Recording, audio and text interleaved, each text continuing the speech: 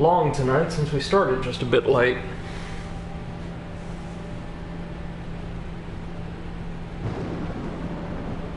Check, test 1, test 2.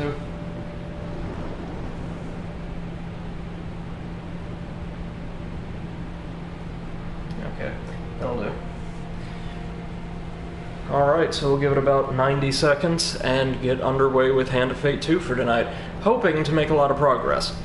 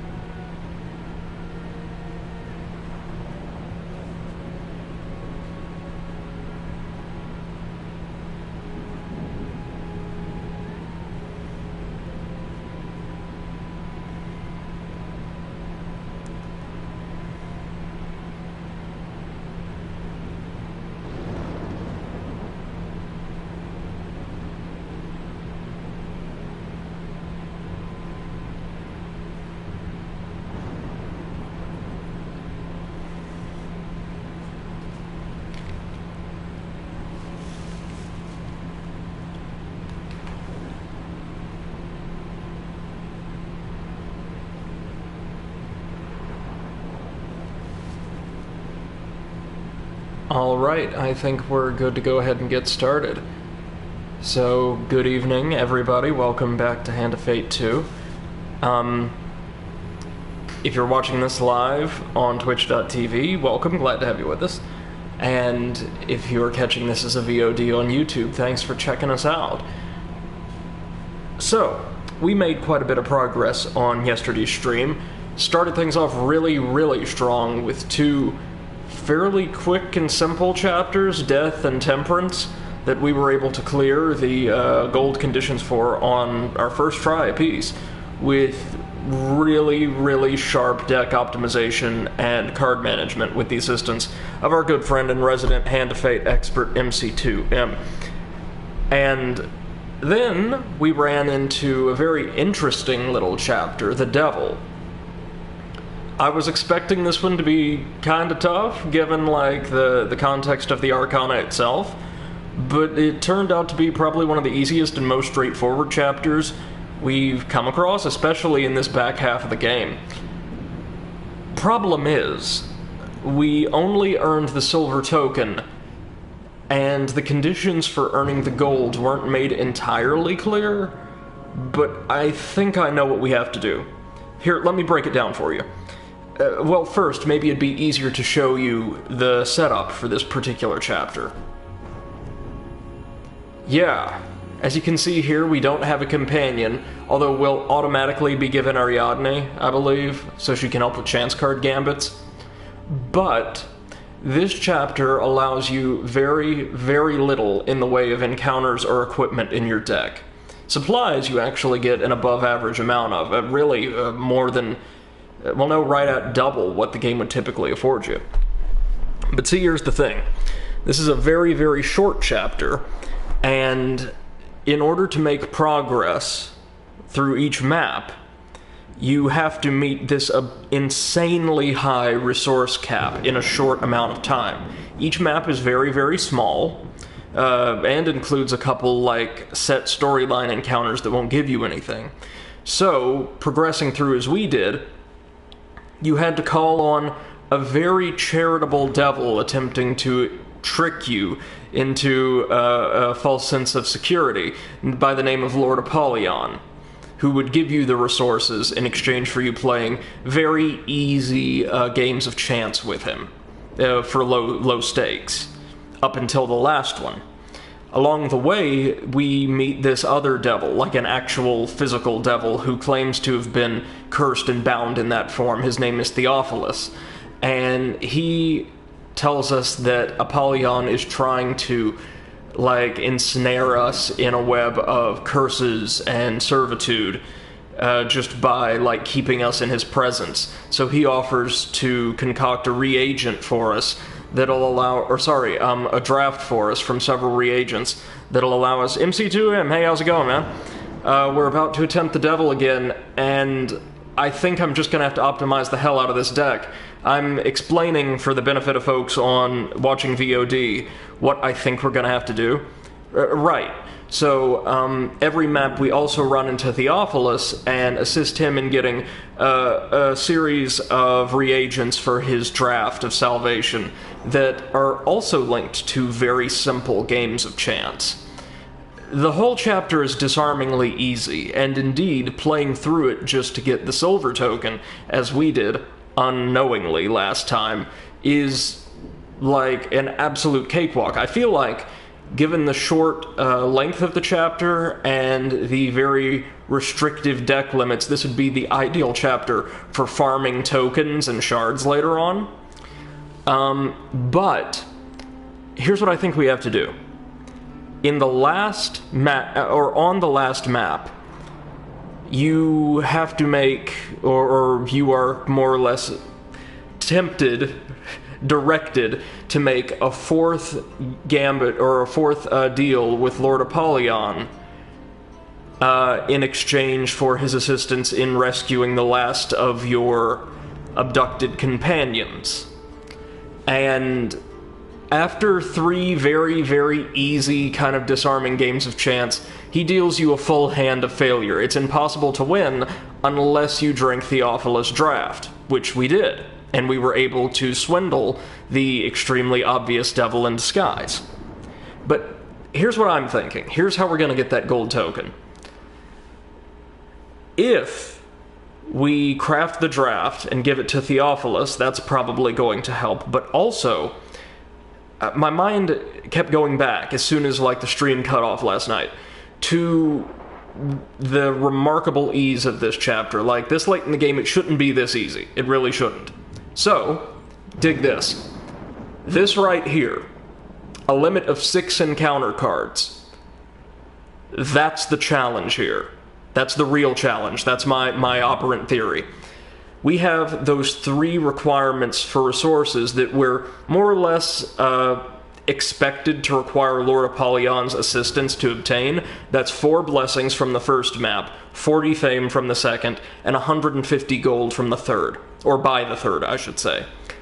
My theory is we need to craft our deck in just such a way that we're able to meet all of those requirements without enlisting Apollyon's assistance, without making deals with the devil, and while granting Theophilus his redemption by giving him the draft. That's what I'm thinking. Not entirely sure how that's going to shake out at the end. And I do know, apologies in advance, if I'm right about this, we're going to have to reload like mad in order to get this just right, because the maps are so small. So, here's what I'm thinking we'll do. Oh, the other dead giveaway to me. You see that unlimited platinum cards right there in the lower left-hand corner?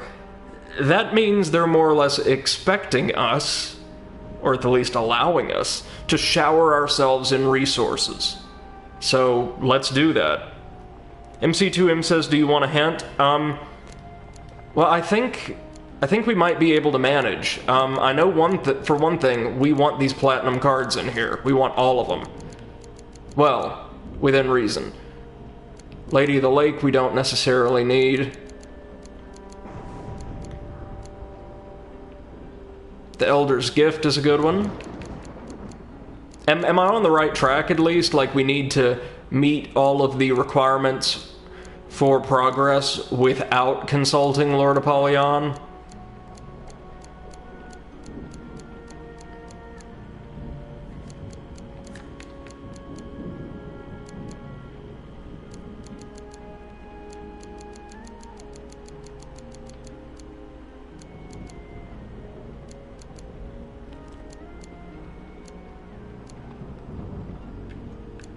See, this is great because it'll give us 2 blessings, no questions asked. This will grant us an additional 1 blessing. This comes with a pretty big disbursement of fame. This one with a ton of gold.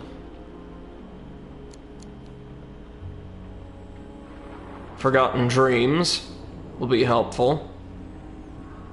I'll let you discover the answer for yourself. That probably tells me that's not it, but we'll do what we can. Gold, whatever we want, fame. What's a really good card for getting fame? I know the Duel actually gives you a lot.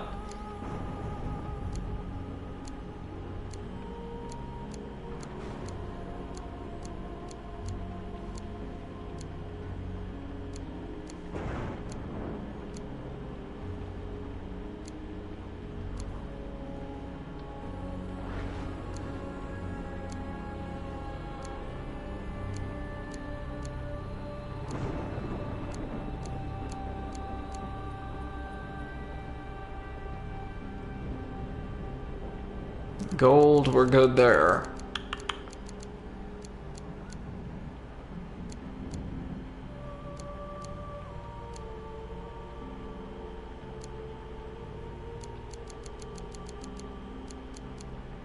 We'll stick to the Duel for now, and I'll try a few different things and see how we do. Equipment, let's see. Tiger's Eye we don't need. These 2 are great. That's good.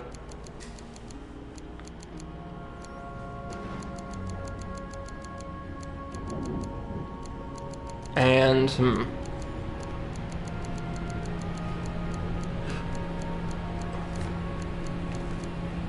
Exquisite Blade, and actually in place of Coward's Bane, the Golden Shield.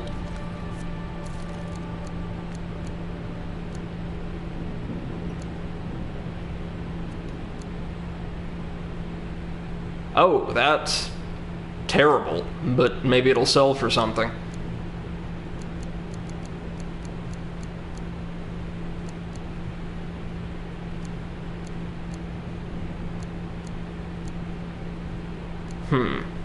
That's all good.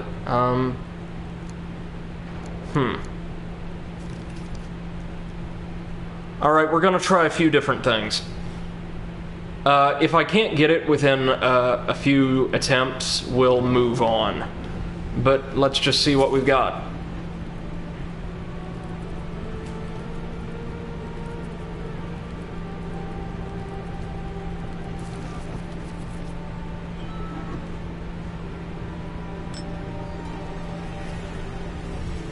I envy your friends. It has been an eternity since I've traveled with like-minded associates. The only other option I can consider is we're supposed to free Theophilus, lose the card game to Apollyon, enter his service, and that like unlocks a new branch of the quest or something. MC2M says beating the Devil Gold token is definitely the highlight of this game. Oh dear. That's a good one to start with. Good luck. Yeah, Divine Providence, I'll take it. Glory, we don't have any fame blessings. Wealth. Okay. What blessings do we have? Steel Opener, I'll take it. Yay. Lord Apollyon. We'll be polite. He gives us the Imperial Armor, good.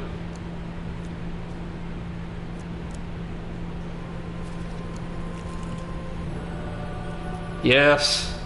Thank you, Lord. Deaf Die, reduce the speed of a wheel. That's something.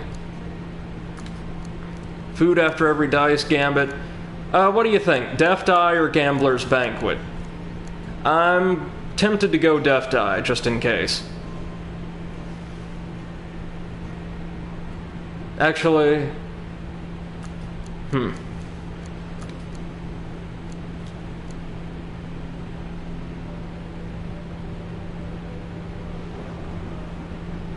or the Beggar's Charm. Both are fine.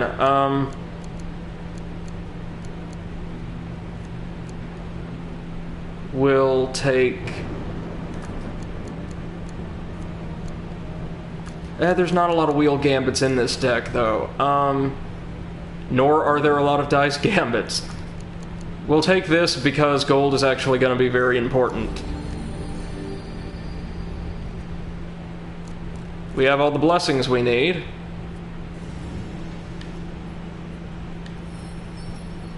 And we got a little bit of fame.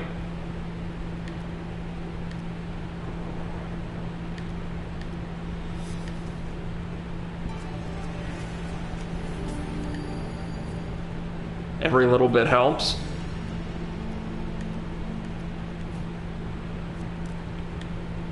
There's Mal.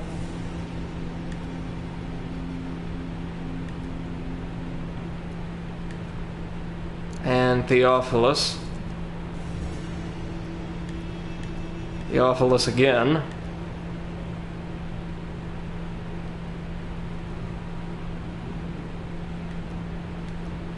Take the Devil's Horn. We're gonna keep doing all this as planned for now.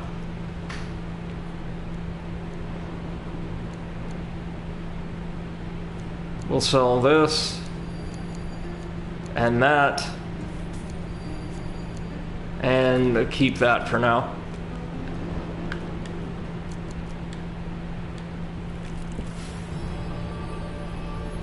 Huh. Well, there's no way we can meet the fame requirement right now, but we can still play around in the map and see what else there is to do.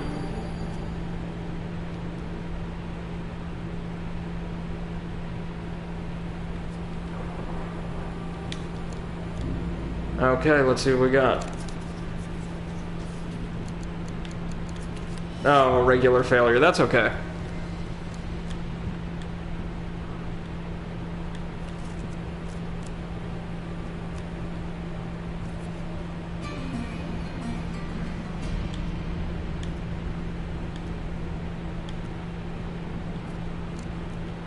So the fame requirement's gonna be the tricky one here.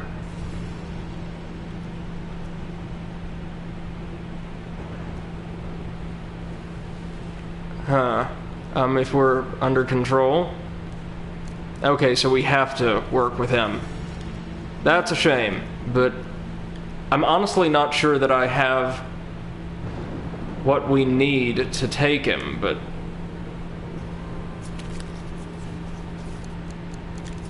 What? That's a failure? What?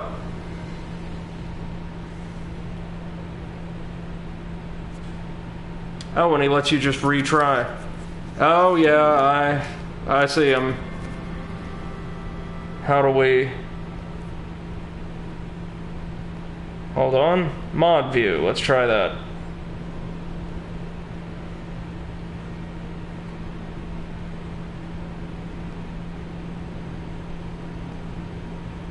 Okay, there. Oh, this is much nicer.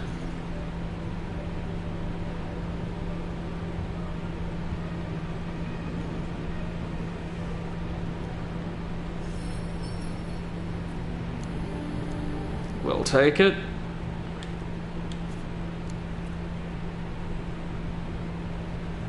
Oh, you're right, man. This is a really nice panel.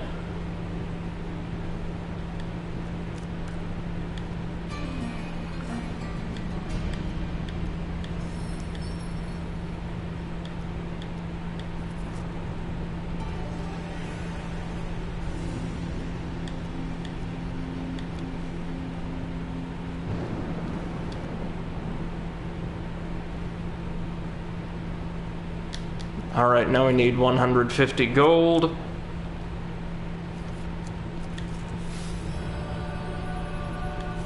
The Elder's Gift, the Lionheart, very good. And Theophilus again. Taking our blessings away, dang it. Take the Steel Opener, and the Beggar's Charm, and Fate's Path. There we go.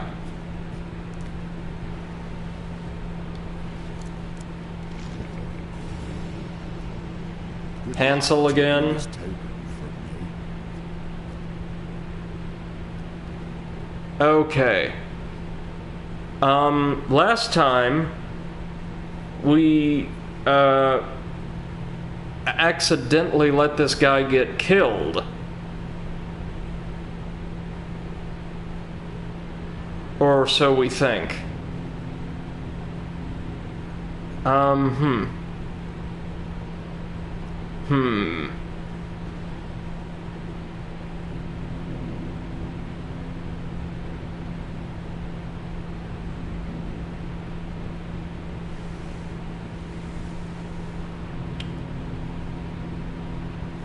Oh, Hansel ran away? I thought he got killed.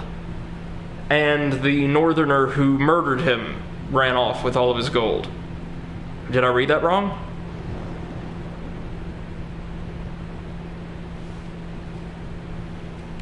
If so, then I definitely know what to do.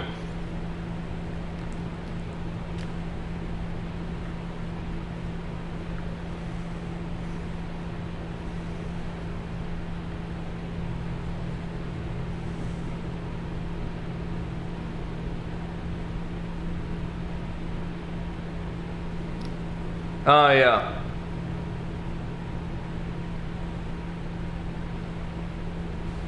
I see. I see.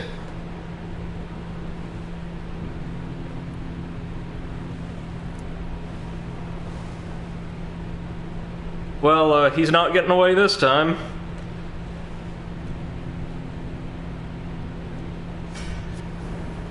We're gonna save him and then just stand over him.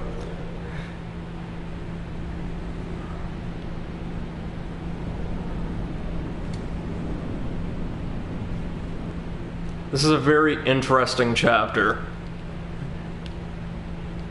Very interesting.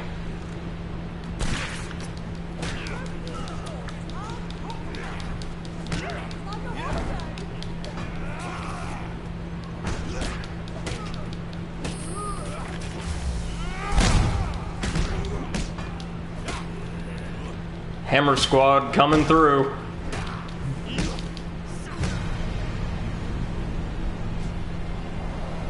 Oh, that's beautiful.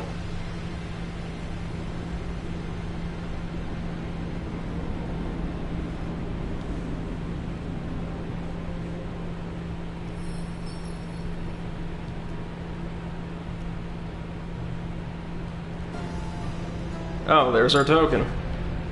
Research Hansel and discover him to be wearing an item that might explain his recent run of good luck. There we go.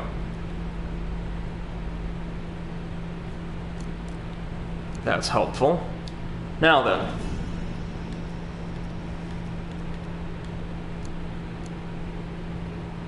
Let me see.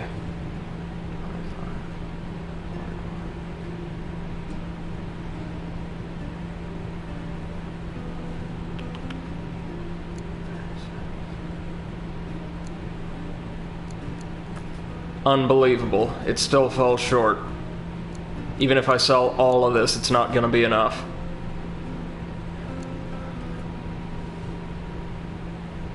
Looks like we just have to keep... keep on building this deck. I have a feeling we may have to come back later to get the gold on this one easily.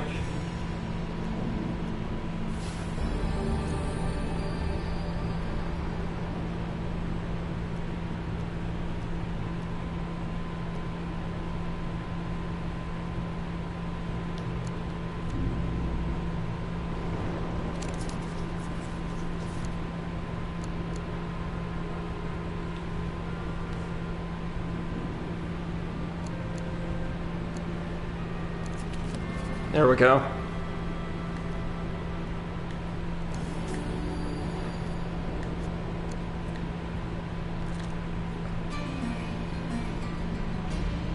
I have all the cards I need for this, either locked away or in the deck. Okay.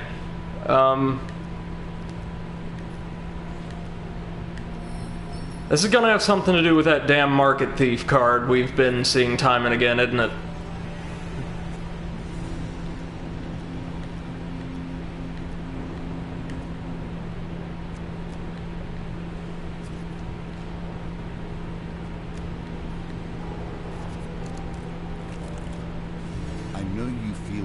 search of those unrecalled mysteries.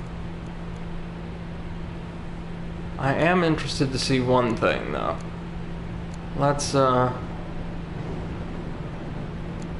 go for another trip to Goblin Town.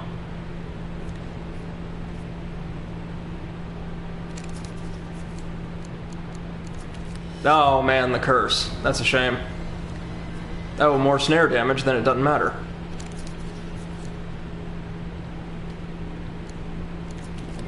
There it is.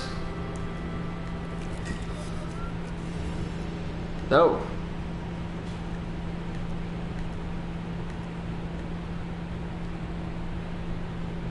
Yep, let's do it.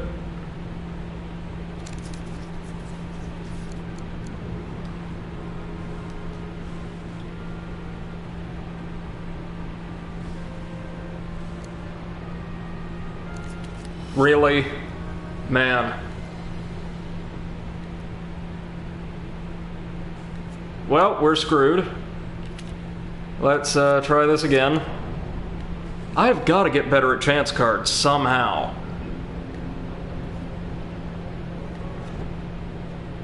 What do we have here? The Ring of Concentration. That's interesting.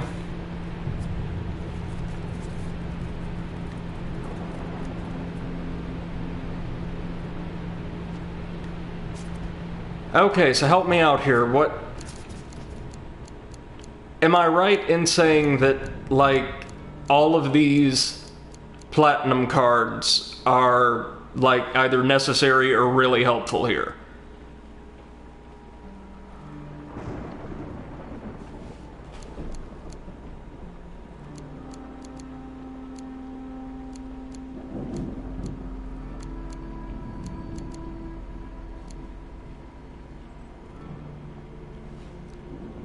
Think of the layout of the challenge. Well, yeah, I'm thinking. I know we need to meet each of his 3 thresholds before exhausting the very, very small number of random encounters per map. Now, we're doing okay on gold items, but maybe it's a pity we didn't get either of these. But instead of that, well, no, they're worth a fortune. With everything I saw, is 40 fame possible? Well, that's the thing. I get with what we have. Probably not, unless we manage to land on the Elder's Gift and the Duel, and somehow land on Forgotten Dreams or something. But I also feel like there's probably a platinum card we haven't unlocked yet that gives you an immense amount of fame.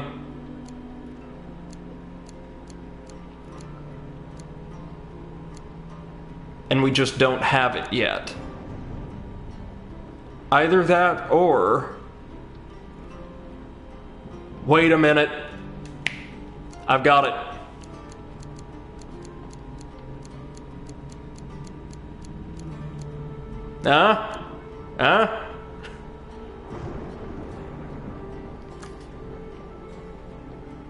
That seems just a little too specific.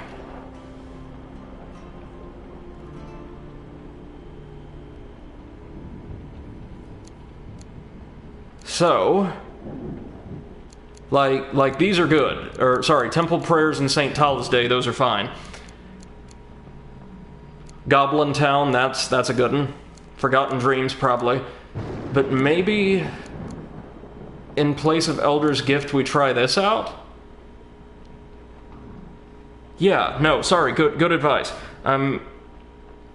Because I'm thinking, if we can, like, somehow go back to the same village as part of another encounter, we might get a leg up, or I could be totally wrong about this and just overthinking it, which is, you know, not beyond, like, not beyond reason here. Ooh, or what about the Alchemist?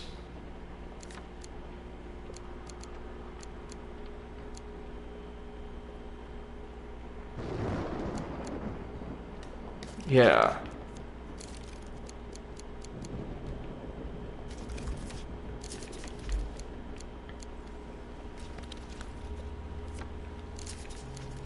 But wait, how many fame does the alchemist give you?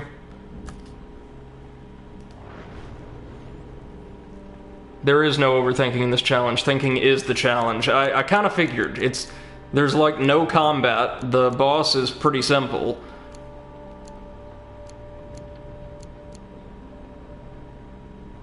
We'll stick with that for now because we're probably gonna have to keep jumping back to this menu many times, but I'm curious to see what this does.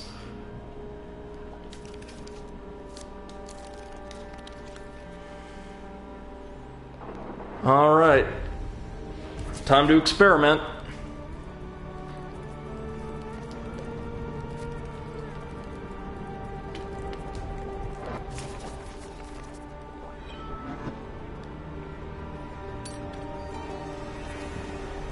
The devil calls, and we must find the possible in the impossible if we wish to push forward.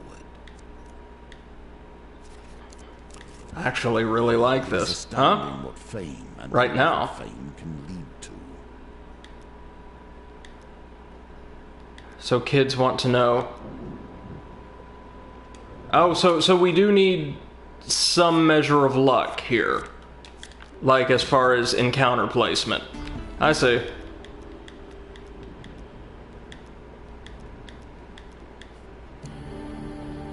Truly a thing of well, that's useful. Immaculate craftsmanship, but is it merely for show?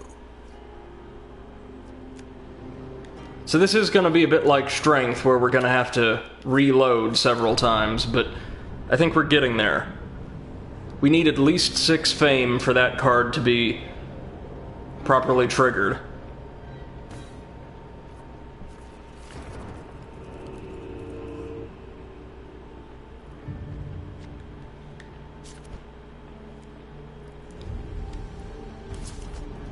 And we need St. Tala's Day and the Temple Prayers to fire off right here.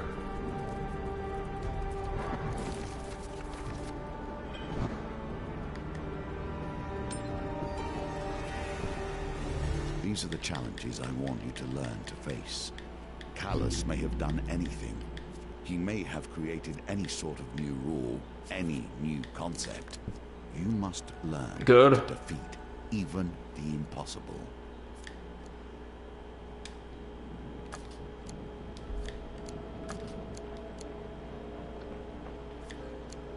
Take that. Thank you.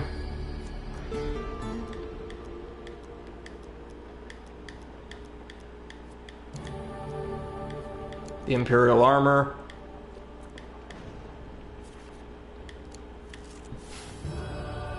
And not what we need, but we'll see what we can do.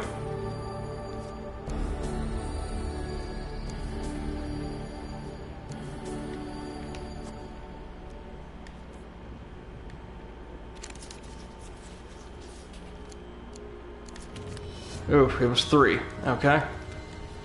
Once more, feel free to tell me if I should just go do another challenge or something and it gets a bit dull to watch on stream, but I think I know what we have to do. Also, tell me if I'm just completely in the wrong here.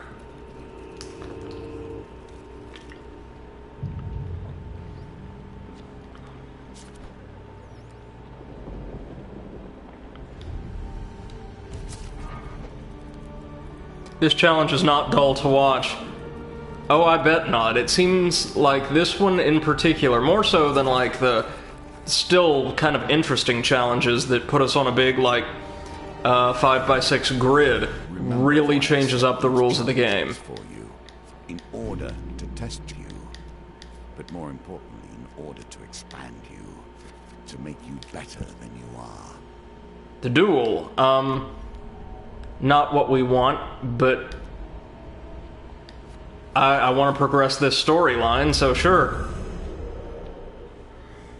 He's a knight now.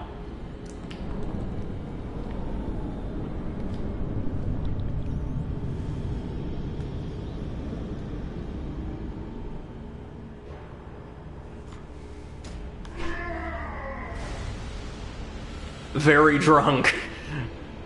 His description just gets more and more pitiful as time goes on.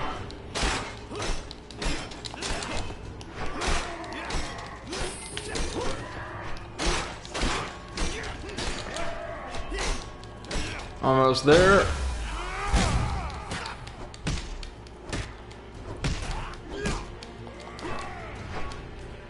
Oh, poor Sir Cassius. You just need to stay away from the booze, man.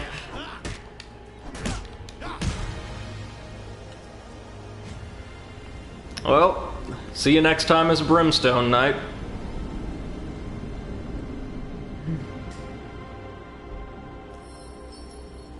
To give MC2M says, to give you context, I mentioned the last person I saw on this spin 3 times 3 hours to beat this, and was ecstatic at the end, savored every minute of it. Oh, alright. We'll do what we can.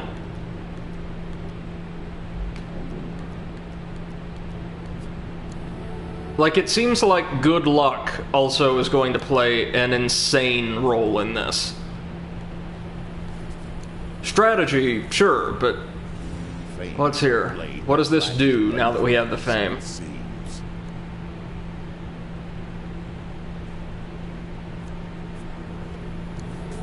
Okay.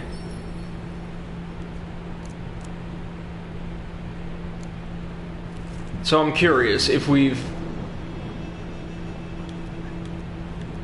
met the requirement for rum stock, or we've gone back anyway, and we win Apollyon's game just to move on. It's not what we want, but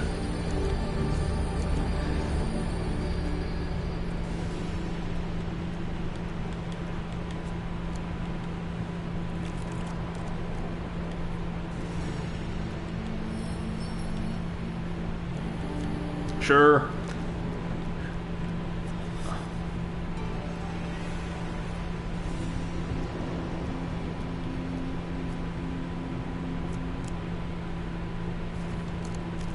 Alright, rum stock, what do we have?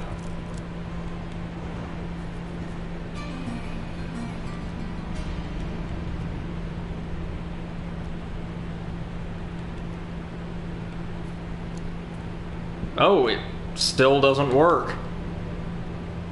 That's not good.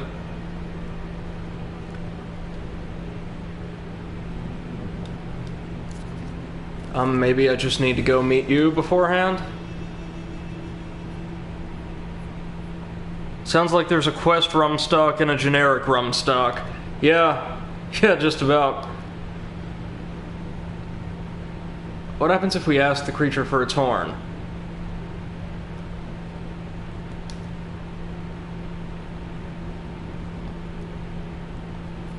Okay, so no dice there.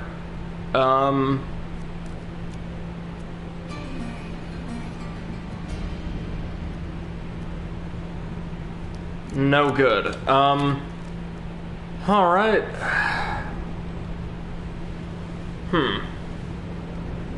Fame is gonna be the tricky one here. I can already do the blessings if we get lucky. I can already do the gold if we get lucky and just sell everything we own.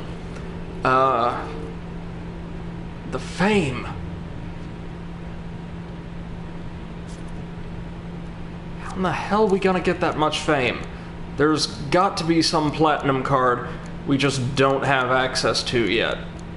Wait, hold up.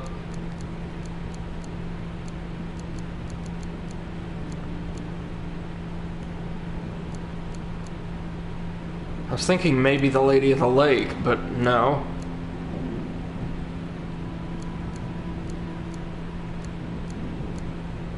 I know Elder's Gift gives you a lot, but not enough.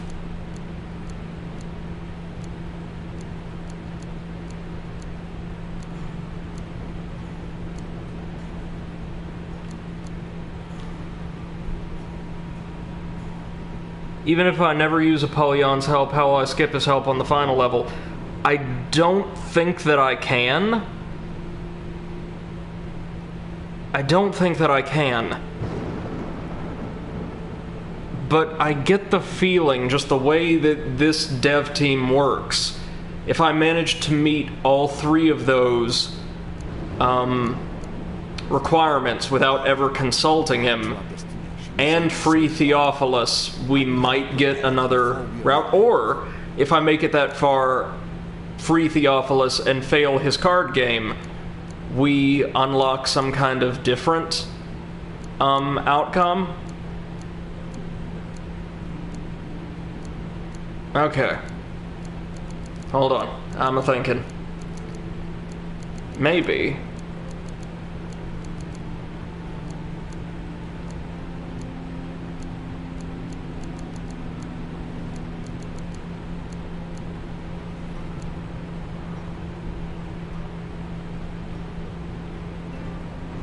Oh, no, I had an idea, but I thought, no, that's way too silly. I was going to, try putting in the goblin tracker, the goblin tunnels to see if they could just transport me straight to the stockade. That wouldn't do it.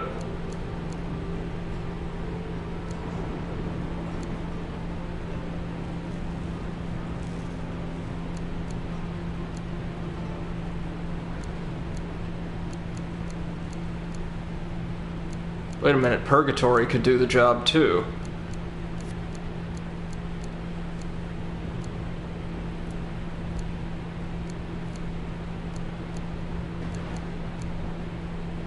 Well, that's that taken care of.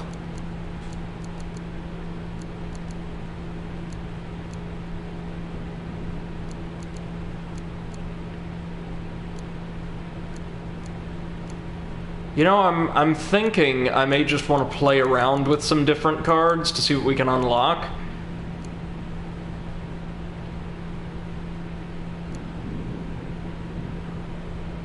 Oh, or we could throw in the Little Devil from Theophilus Quest to just see.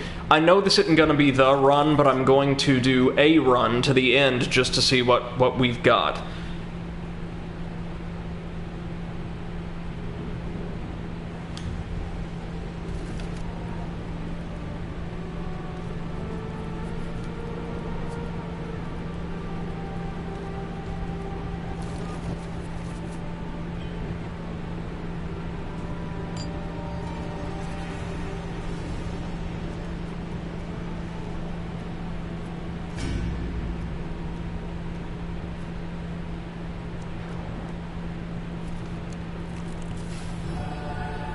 Not what we wanted, but we'll take it.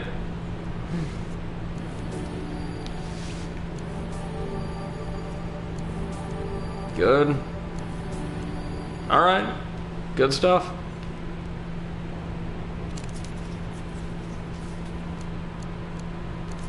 Ooh, huge failure, damn it.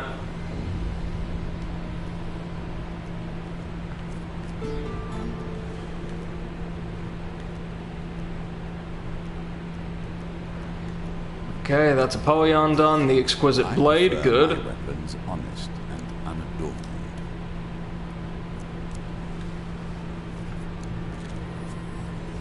The Little Devil. Last, he lacks strength.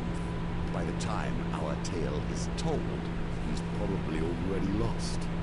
A little devil with a broken horn slouches on a tree stump in a dark forest. While glum, he appears harmless, so you approach him with only a little caution. My father banished me from the underworld just because he thinks, I'm not evil enough. Apparently my curses are just too weak, he sighs. Do you know any curses? Decline and leave. Oh, he gave me one of his curses. Thanks, jackass. Sorry, we're gonna try one more time to get, like, better starting cards. MC2M says, if I wanted to beat the 40 fame requirement, I'd need 3 cards that gave 14 fame. I know. So, okay. Okay, I see what you're saying. Beating these requirements directly isn't gonna do the job. Maybe that's part of it, like beating some of them, but not all of them. It's definitely got to do with some text option I haven't taken, or something on the final map.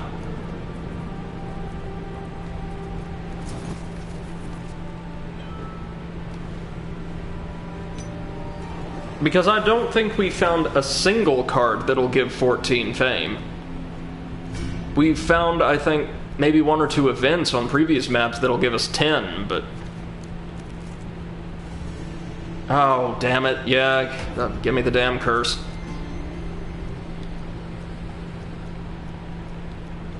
Some weapons, this one included, require a great hero to carry them.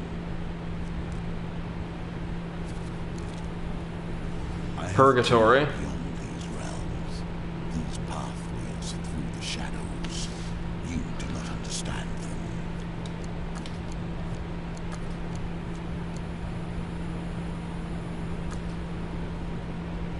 For this round, tell you what, yeah, I'll take him just so I can get the shard.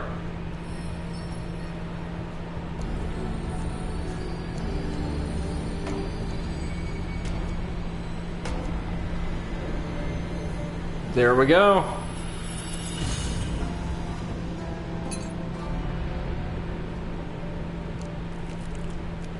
So we're definitely gonna need to go see the Lord here.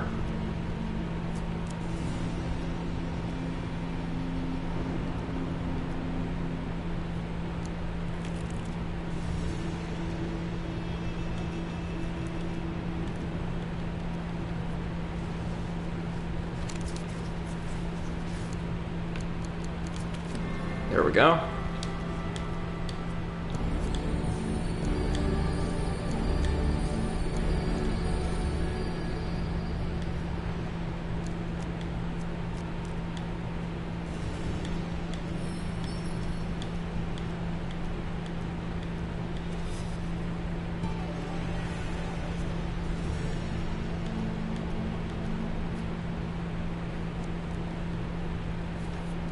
Alright, let's go trigger this real quick.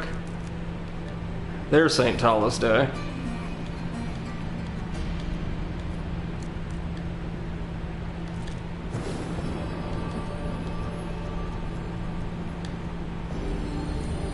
Luck.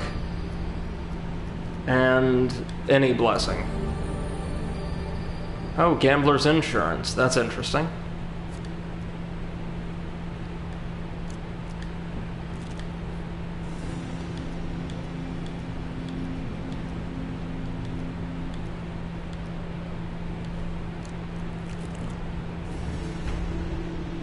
And Gambling Hansel once again.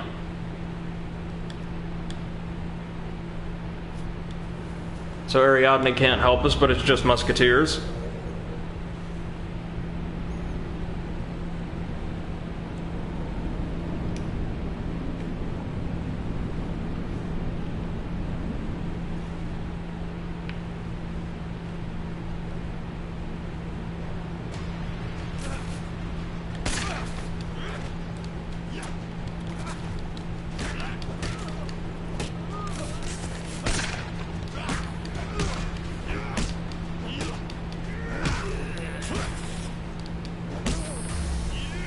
There we go.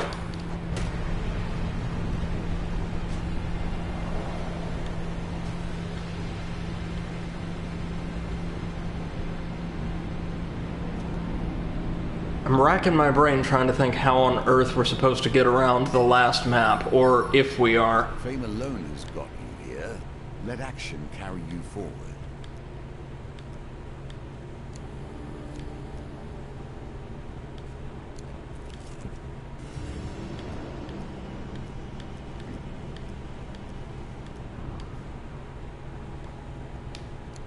Sure, there we go.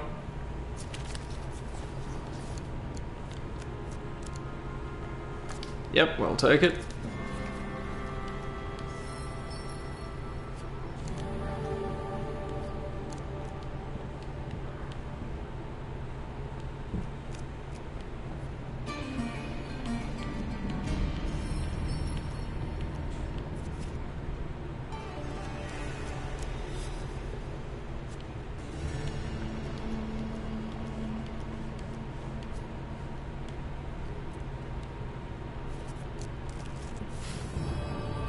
Goblin Town, yeah.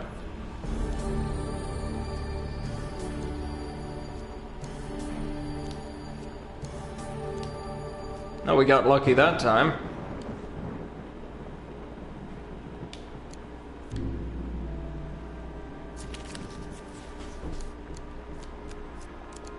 Nope, we are gonna redraw. Yay. Get a little bit of food, that'll be really helpful. Can you reach the Theophilus again. Before you starve to death? Time will tell. What do you want? Gambler's insurance? You can take that one. Steady heart. And Fate's Path.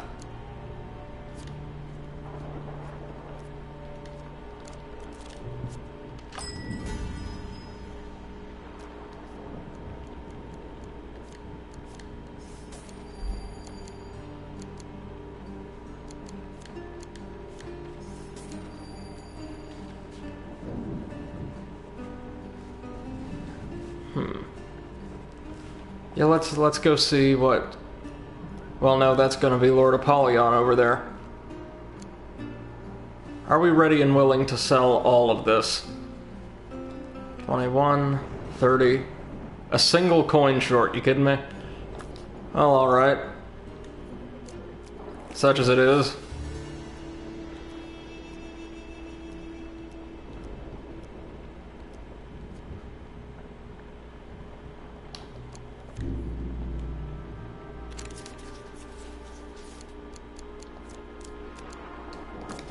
Yep, there we go.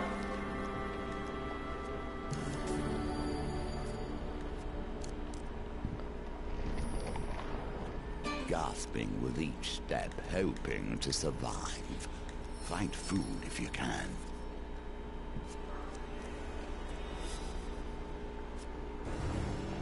Yeah, now this, I don't know that I've got a good answer for this.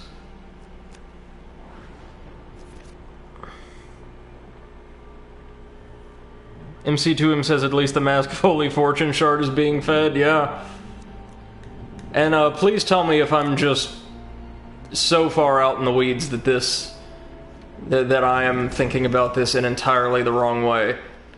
Which is likely. But right now I'm just seeing what we've got. What equipment's available? Lionheart, don't need that.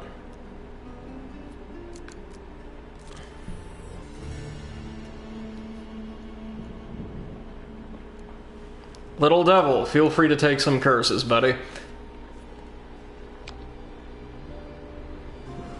Ariadne offers to help. No.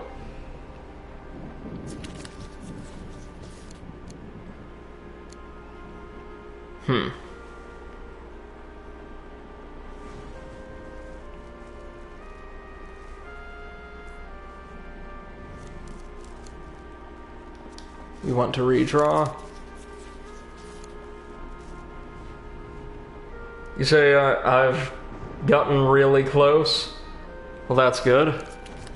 Oh, are you kidding me? Another damn curse. We'll try again.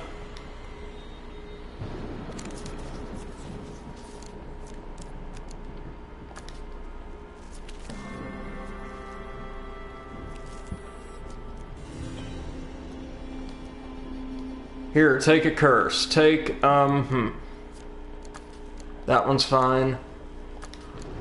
Lose fame. Platinum gain cards have no effect. Here, take this one. Or no, sorry. That one. His fates light up when you give him your curse. That's one evil curse. Thank you, adventurer. Please take this small gift. Gladly. And another shard. That's actually a pretty helpful card to have around. Depending on the map, at least.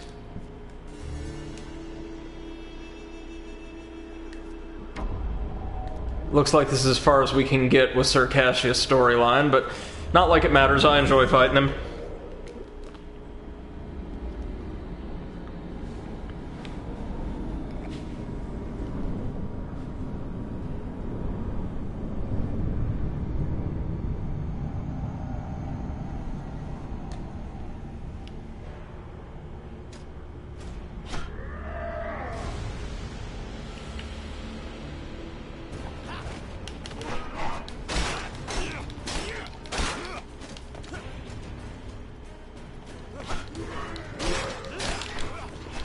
Imperial armor, not exactly the world's greatest make, is it?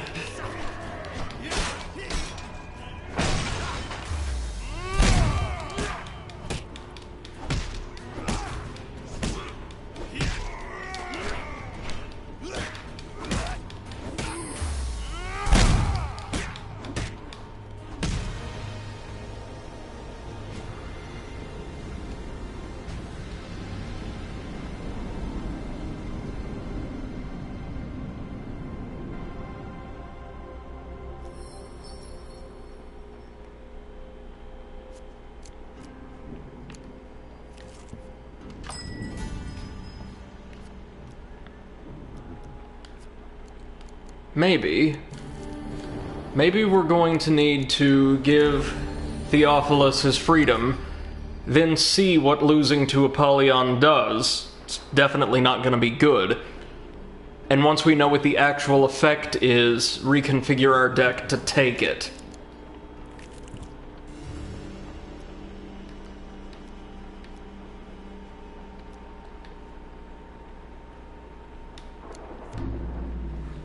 Alright. Yeah, there we go.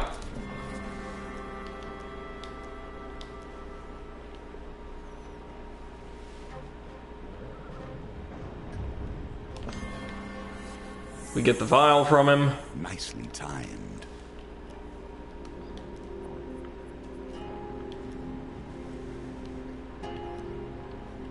We'll give him the vial. You give it to me willingly? I don't know your every deed and exploit, hero, but I do know that this is the greatest mercy you'll ever perform. Theophilus drank the contents of the vial. I now have one last game to play that I may win my freedom, he says as he fades away. So that's good-ish. If we change the topic, will he... Okay, so...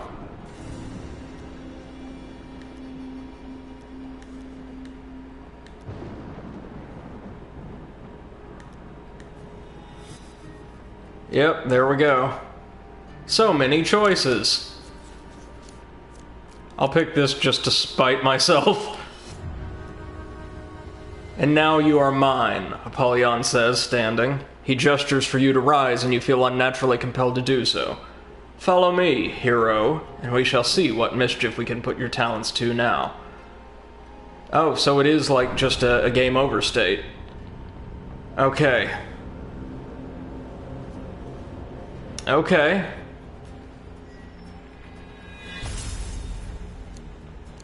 For completing that chart, we get some hoods in various colors. Okay. So as it happens, helping Theophilus does nothing at all. Maybe? Maybe? Hold on.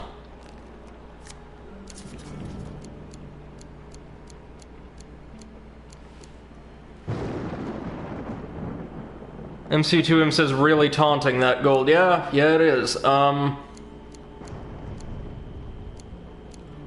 honestly do not know what to do. Like I said, if we get really lucky with certain cards coming up at certain times, we can hit just about everything but the fame in one go.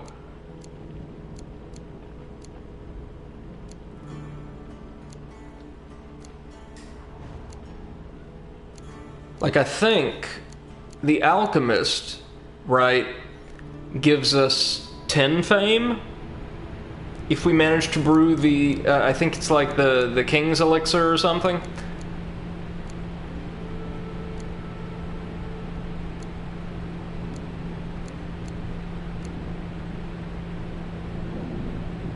Like, this can't honestly be the answer.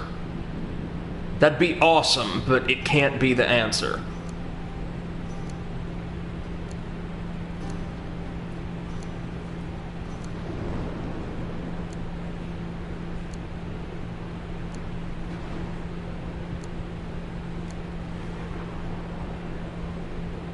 "12 fame gained for the Alchemist."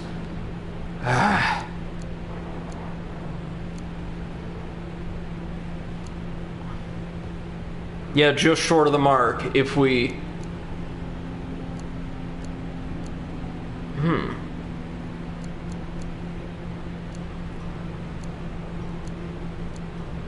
Is there anything here I'm just clearly missing?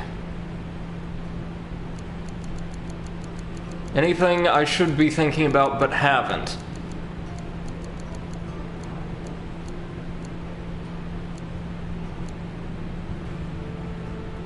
I know this thing gives a ridiculous amount of fame.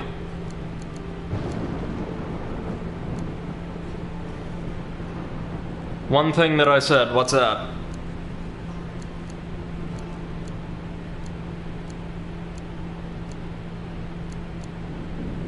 So you're cool, but you won't help. This is a good challenge for grinding tokens and shards. Yeah, I figured it'd have something to do with that, so... let's think. And testing new cards. Alright.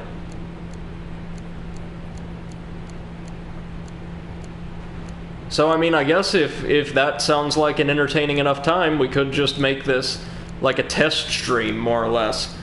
Tell you what, let's take that damn market thief, like, for good.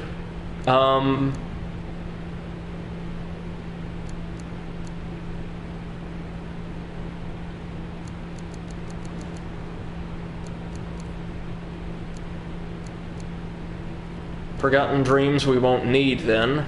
Ditto with Purgatory.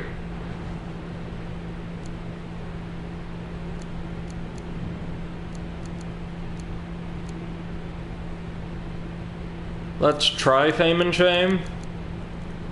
That's one I don't exactly remember.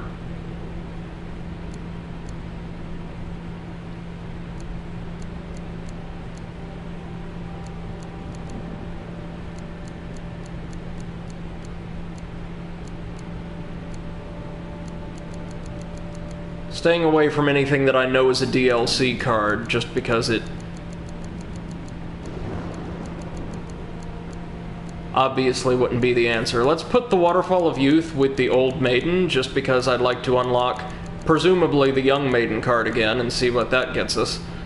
And actually, in place of Fame or Shame, we'll throw down the Wandering Tracker. And yeah, that looks okay. Let's see what we can do with these. This obviously isn't going to be the answer, but we can unlock some cool stuff.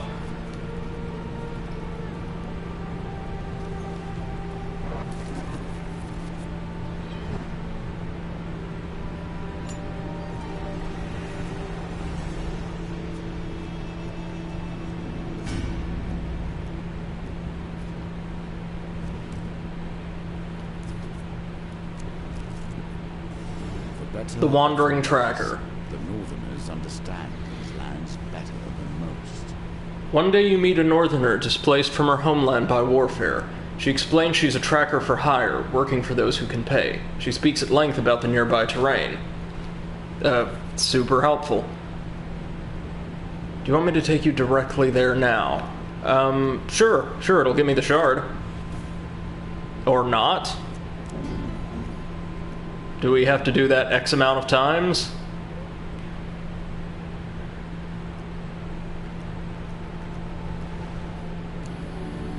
Gambler's Jewel, I will take it.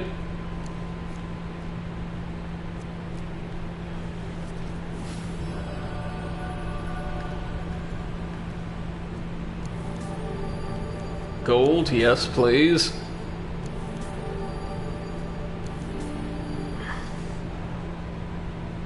MC2M says Wandering Tracker Shard works in a specific way.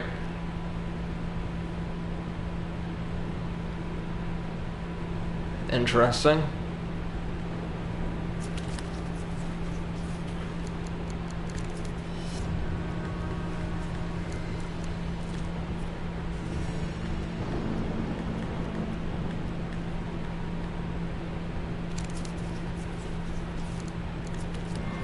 we go.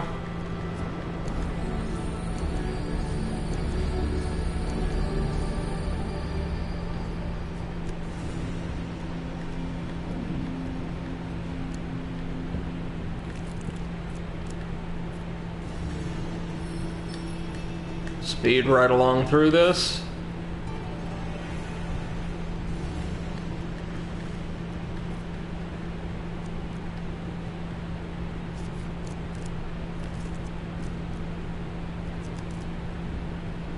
Waterfall of Youth, that's good. We want to see that.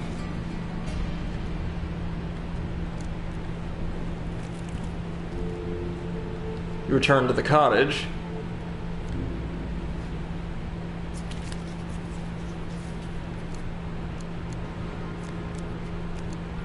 Hey. You are surprised and relieved to see the sisters greet you at the door, both full-grown adults. Yvonne greets you with open arms as Yvette sulks in the corner. Thank you for your assistance the other day. As promised, here's the citrine vial. I've already filled it from the waterfall. The potion of youth, which we will want to keep. Or no, it's a blessing, so we shall keep. Yvonne insists you stay for some pie before you go, fresh from the oven. Very helpful. Well, I like that card. And we go here. And it's not enough.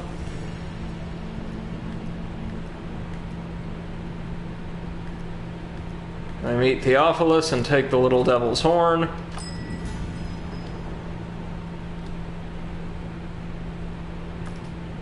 Nothing really worth buying here yet.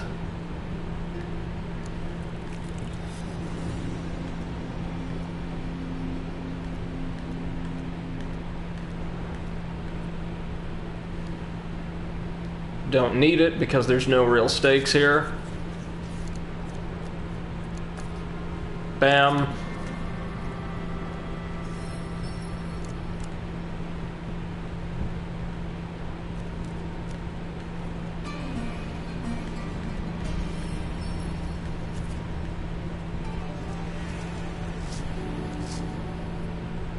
That's a very nice blessing, for the record. Restores or deals us a life gain card at the start of every new map. St. Tala's Day. We'll take any blessing first off, and then be blessed for luck. There we go. Theophilus. Need some blessings. Here. Take Steady Heart, and Steel Opener, and Fate's Path, because this is a totally linear chapter for all intents and purposes. Bam. The general store.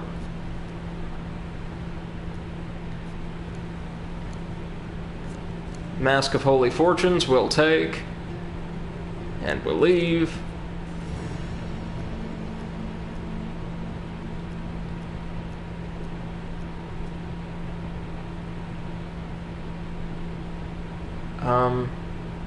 No, we're good.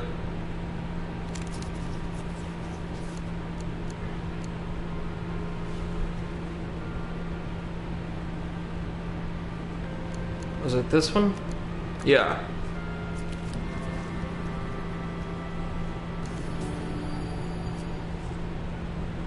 MC2M said 4. Yeah, that was... Or his are probably the easiest gambits to monitor.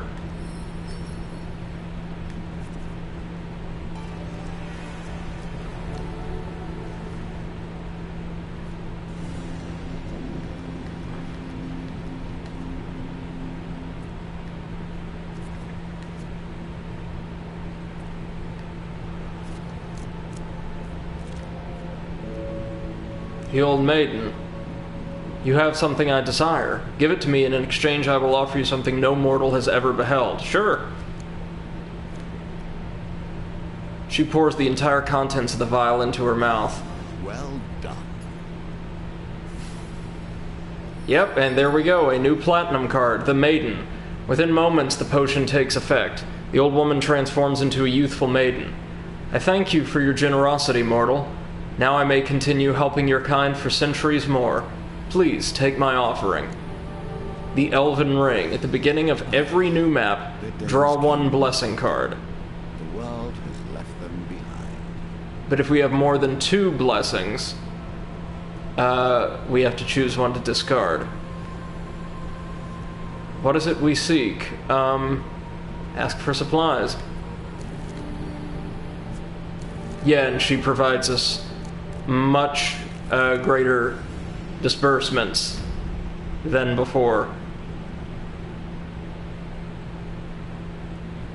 It's the same thing. At least we'll get some stuff done on stream tonight. It might not be a whole lot of story progress, but we'll unlock a lot of these cards and shards that have been just kind of sitting in the cupboard for a while. And that's something.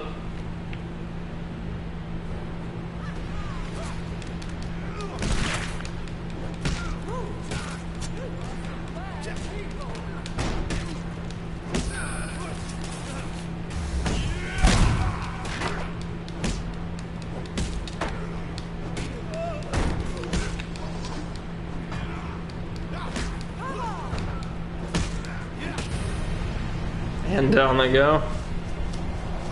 MC2M says, to be fair, it will help a lot for the challenges after. Options are good. Yeah, no, definitely. We've been needing to address these at some point, so... I also have a feeling that once I unlock the appropriate cards or, like, options, the answer will probably be really apparent, yeah?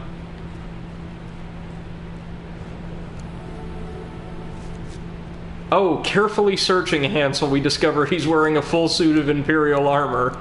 Okay. Here he is. Okay, eyes front, kids.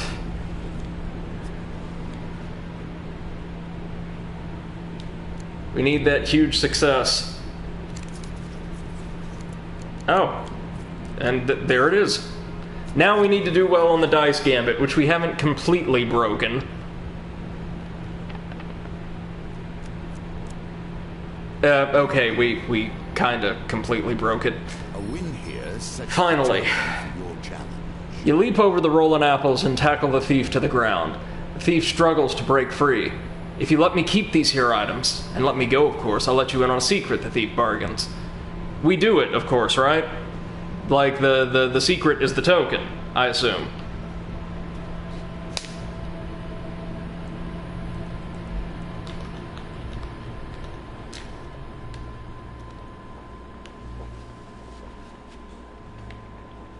You gingerly release the thief. Do not worry about your stuff, the thief says as he dusts himself off. Think of it as an investment. My name is Merrick. Perhaps I could teach you a thing or two, and if you prove yourself, he pauses. Well, let's not get ahead of ourselves. Meet me at noon in 2 days at the market plaza. We can talk more then. And with that, Merrick disappears back into the crowd. So this is like a whole new quest line we're opening up. That's cool.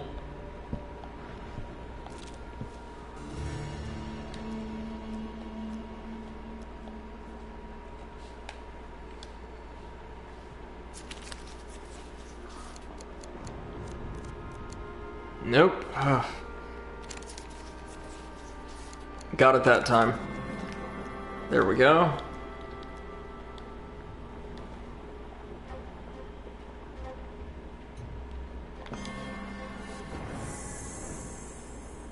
How far am I in on Humble Hammer? The Humble Hammer, not far at all. Worker's Hammer, we should be 8 of 40, it says.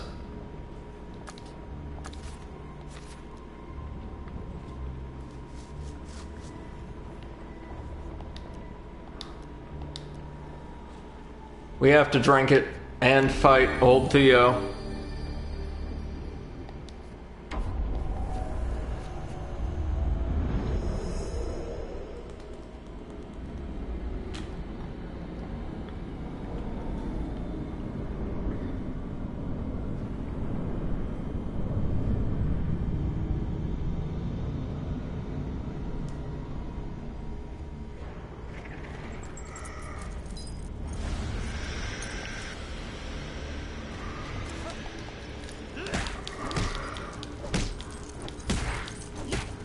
This is a bit of a bright and cheery setting to be fighting one of the living dead in, eh?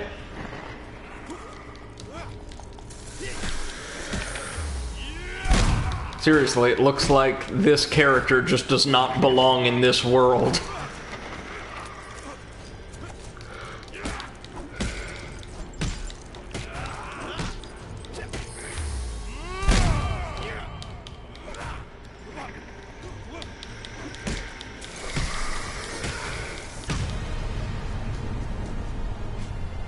Well, down he goes. Is the token on Humble Hammer, or sorry, now I'm getting them confused, Worker's Hammer going to be a big help here, or is it just going to be unlock like some useful stuff down the road?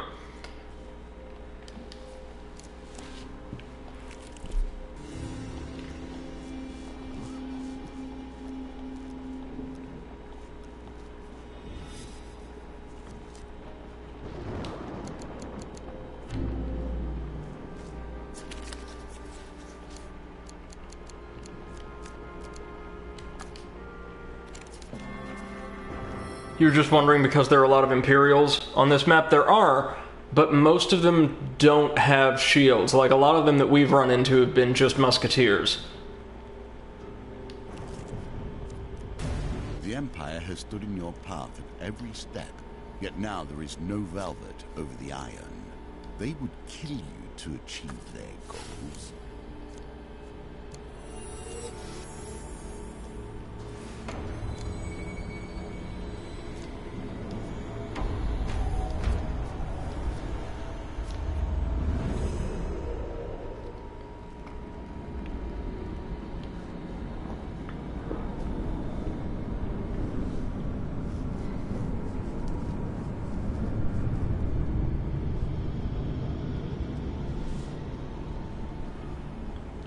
I can say right off the bat, the one new platinum card we unlocked is going to be massively helpful.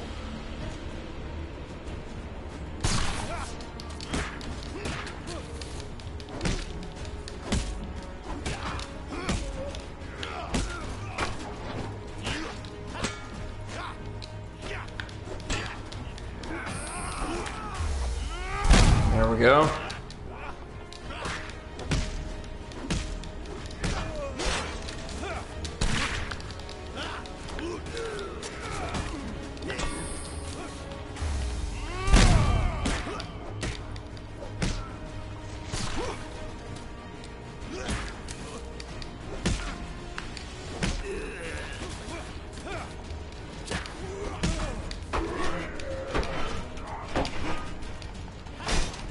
Okay.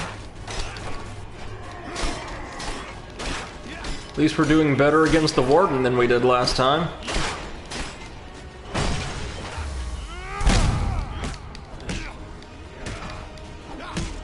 You know what, like, this game's setup, like, with the silver and gold tokens and all that really reminds me of? A game I'm not sure you're familiar with, but you'd probably really enjoy, given how much you like this one. Not Hand of Fate, this is Hand of Fate, listen to me. A pair of games originally developed for PSP, and then later ported to PC called Half Minute Hero, produced by like a pretty small Japanese team working for a big name developer. They have a lot of very similar mechanics as far as optimizing your build and meeting these optional objectives for special treasures or encounters or things like that. Oh, you know of it? Right on.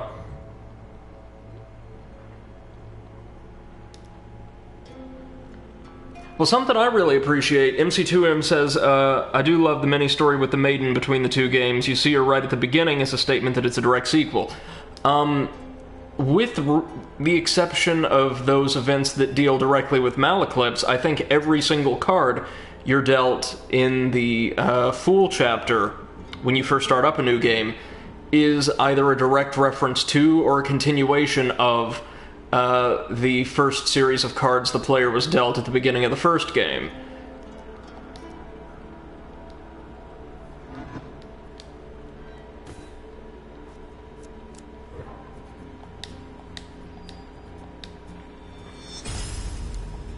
For restoring the maiden, we get For accepting Merrick's offer, we get Pickpocket, which we're definitely going to want to put in our deck as we try again.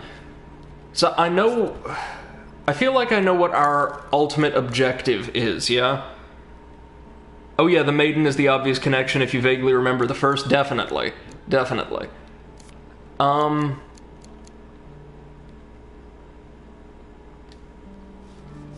We'll keep that for now. Waterfall of Youth we don't need.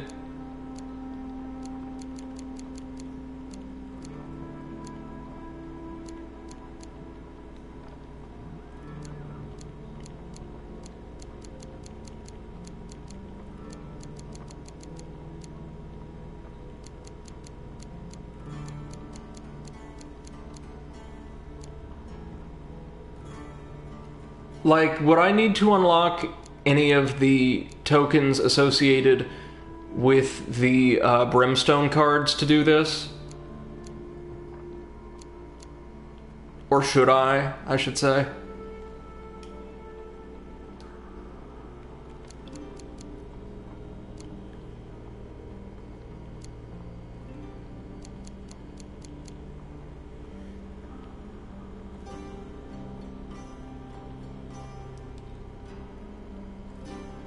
They give great rewards but aren't directly associated, no. To make a decision, let the goblin do it and we'll be on our way.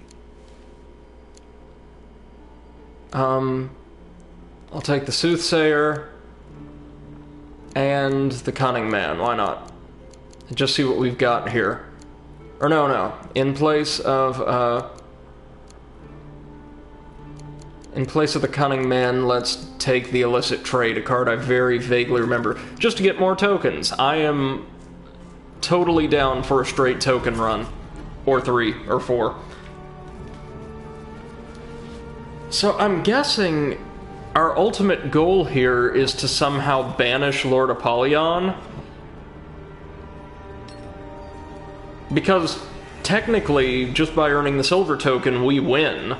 We cheat the devil out of a huge share of his power and artifacts, and get away more or less scot-free.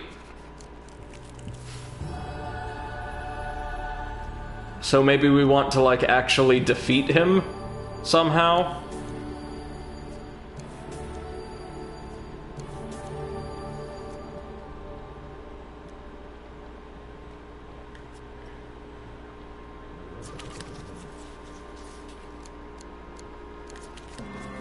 There we go.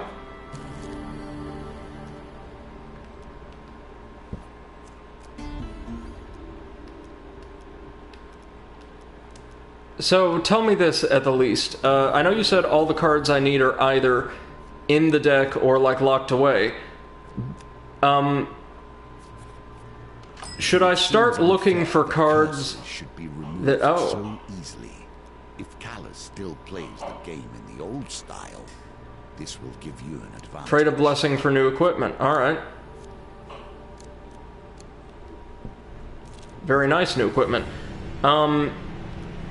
Do I already have all of the cards I should need to complete this unlock? Like, should I start looking at cards, some of those quote-unquote new cards that don't have tokens or shards associated with them? Or would it be better to stick with, like, our current plan for now?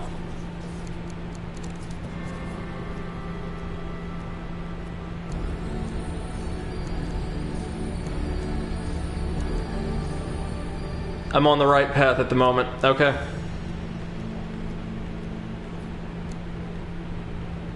The Cunning Man, I assume you need to give him a ridiculous amount of blessings. Or visit him several times in a row. I didn't read the text for that card because it was very simple. Like, hey, want to trade blessings for equipment? Yes, totally.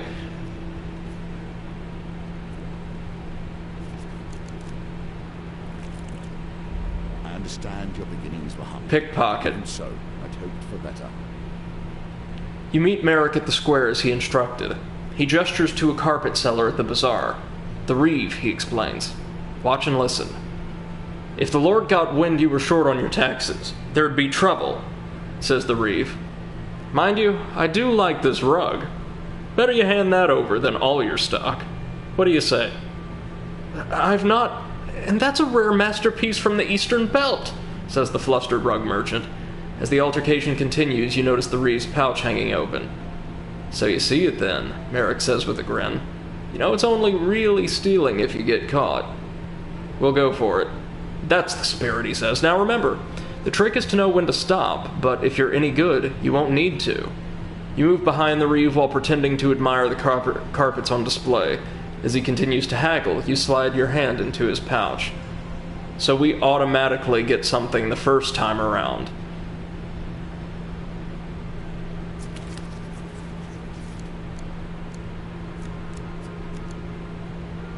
I will take it.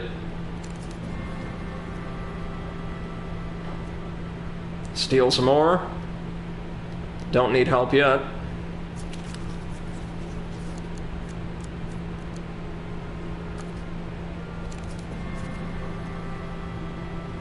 Keep going.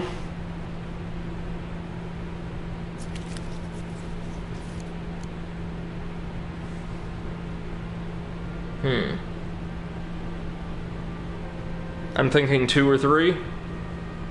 We'll do 2 first. Yay! That's the big prize. And 1 more. Yes, we will take help here.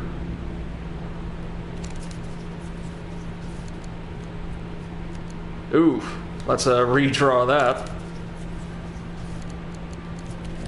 There we go. You lift the last of the Reeve's gold from his pouch. He struts away with a rare carpet from the Eastern Belt rolled under his arm, none the wiser. Do we want to go back to Merrick or keep the gold? I feel like if we want to continue the quest line, we go back to Merrick, right?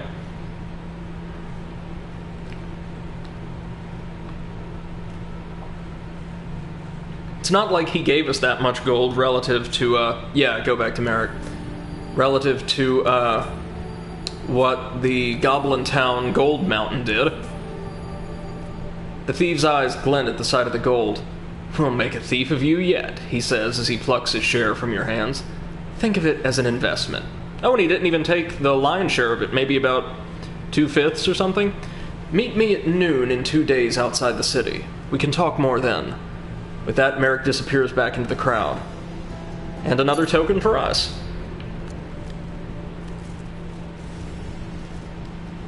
Yeah, take the devil's horn, there we go.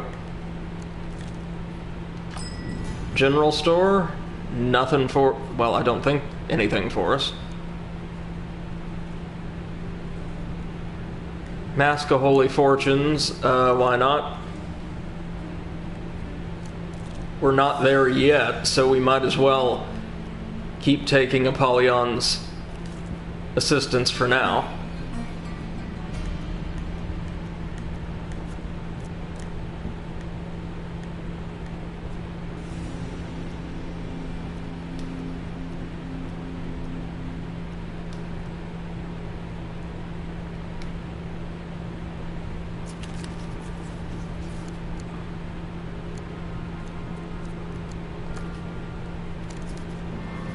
There we go.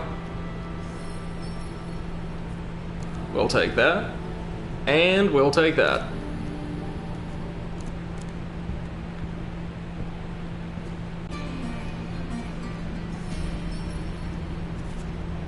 Next.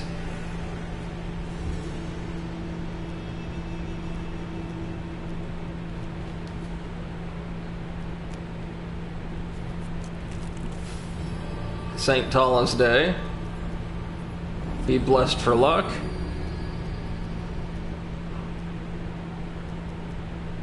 And anything you got. Divine Providence. There's the one. Next to Guardian Angel, probably my favorite in the game.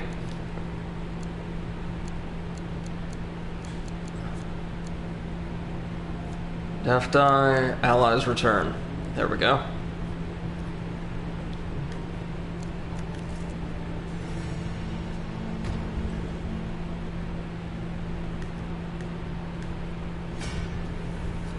Well, time to keep working on our hammer.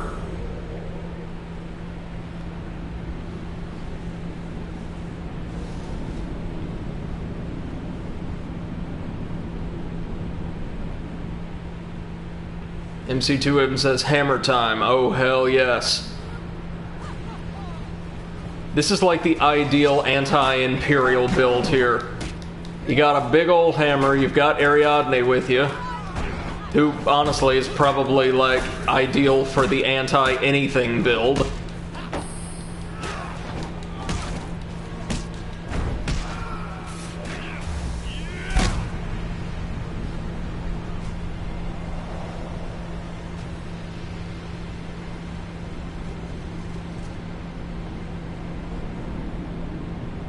Making good time.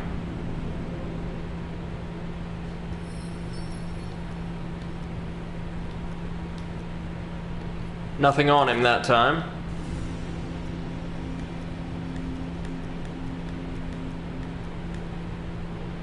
Sure, we'll play your game.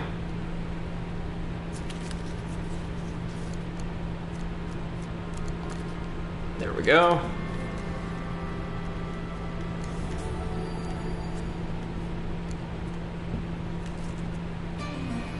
Yeah, no, this chapter reminds me almost exactly of a half-minute hero stage. In fact, in the first game, there was a stage that followed the central plot of this one disturbingly closely. Like, you and your patron are robbed of more or less all of your great power, and you have to make a choice between siding with a very frail, kind of underpowered cleric from a local religious order, or a demon who's been imprisoned in, like, a great fortress tower nearby. And if you side with the demon, they'll give you phenomenal strength that allow you to just effortlessly blow through the next 3 chapters, but will claim your soul at the end of it. So, instead of actually fighting enemies and, like, working to overcome bosses and things like that, if you elect for the Devil's Path, you have to spend all that time investigating the world around you and trying to find a way out of the bargain you struck. And that feels very similar to what we're doing here. Everything was in its place. The supposed empire holds its borders like a drunkard holds a thoroughbred. What else you got? We got the general store? No.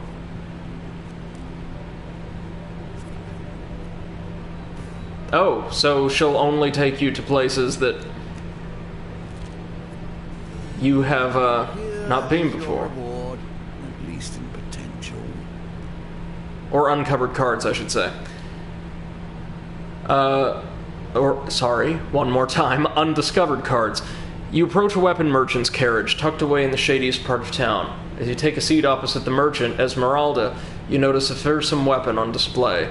We'll ask about that weapon. That is not a weapon.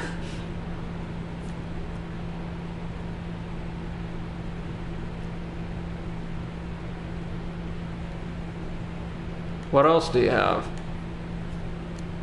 Oh. 2 merchant's rings, an exquisite blade. Sure. How about we make a deal, she says.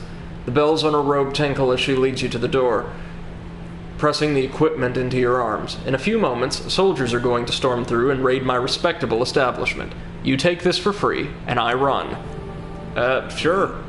Everything is give and take. With the current empire, more take than give. Oh, thank you, Esmeralda pushes you out of her carriage and into the alleyway. You find yourself completely surrounded by Empire guards. What the hell did she do to get a captain and a general on her case at once? Along with, of course, the bog-standard unit of musketeers who I think are just above the skulls when it comes to overall, like, unit efficiency in the game.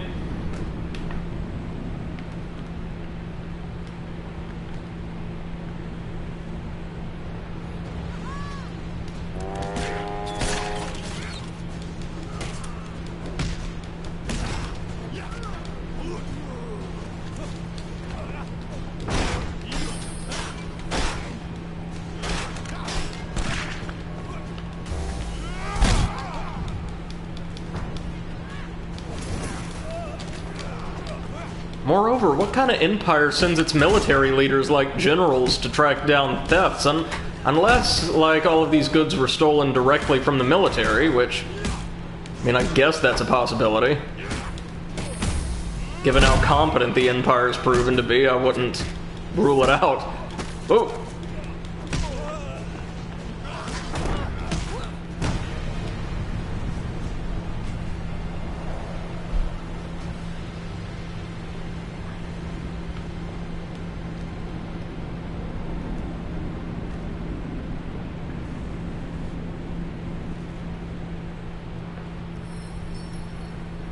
Esmeralda whips her horse and carriage into motion.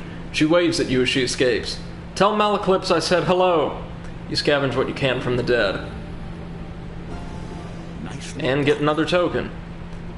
And since that's all we can earn here, I'm gonna go ahead and call it.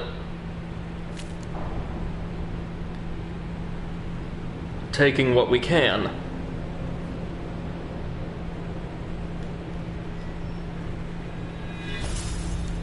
For successfully stealing all of the Reeves' gold, we get the caravan robbery.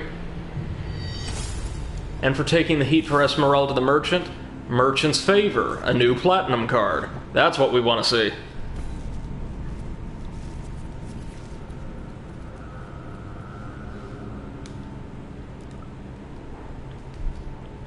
Easy mode, are you kidding me? No, don't ask again.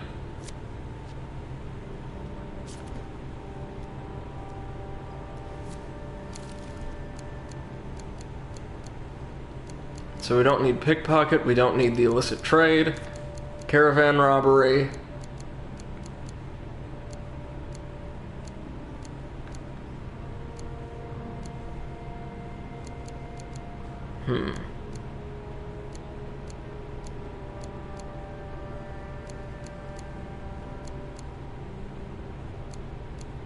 Looking over here to see if there's anything that I'm just totally missing.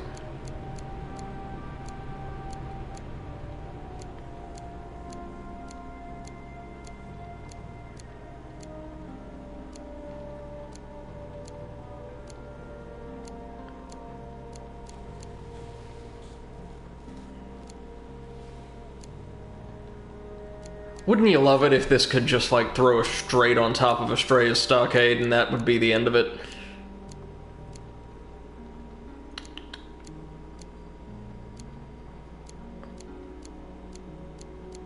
We've done all of these.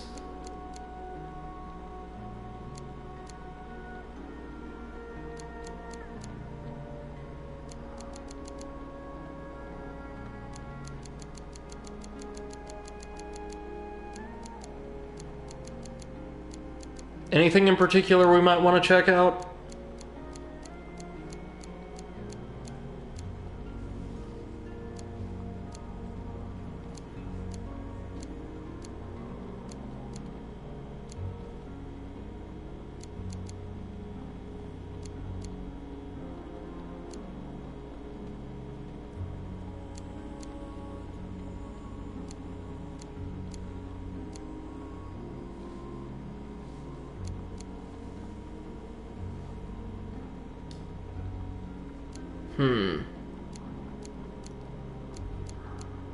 Well, I'm thinking...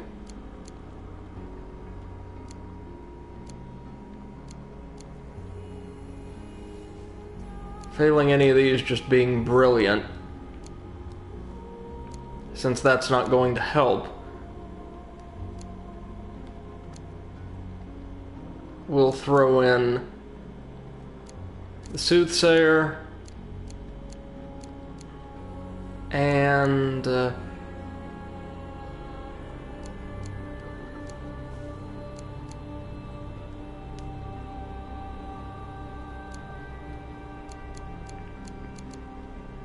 should I start throwing in some of these platinum cards, the new ones, just to see what they do?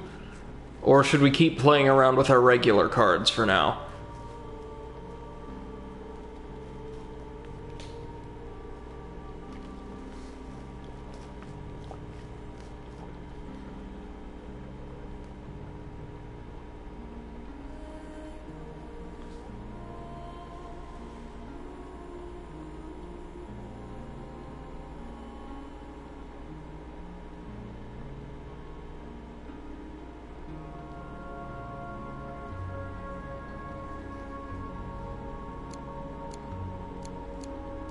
I guess I'll go for a mixture.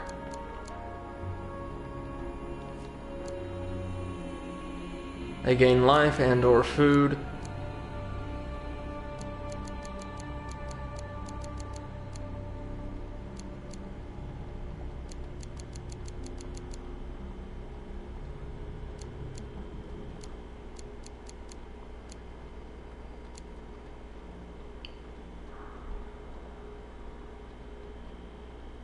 Alright, well, throw in dealing with thieves then, since we haven't tried that card yet. And we will do that right after our first 5-minute break of the evening. Be right back, folks.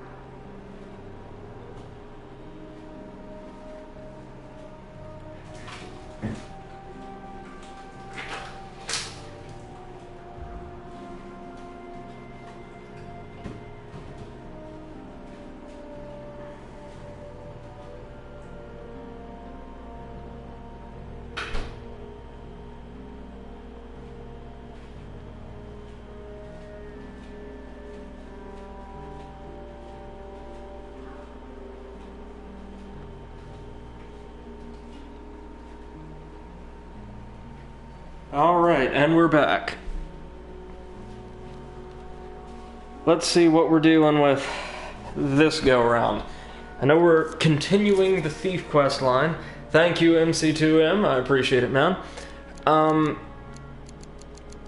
So, good news from our last couple runs. We unlocked 2 new platinum cards. I'm not sure what good either of them's gonna do. So we're gonna keep going with the thief's quest line. And, well, it looks like the Cunning Man isn't gonna be super helpful, so let's try something else.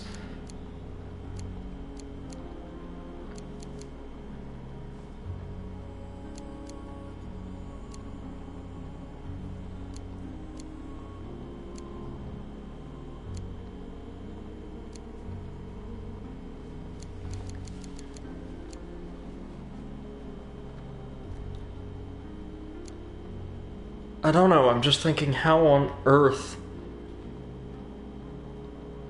are we going to get the resources we need? Fabled Beast Shard is easy to get on this challenge. Yeah, okay, let's go for it.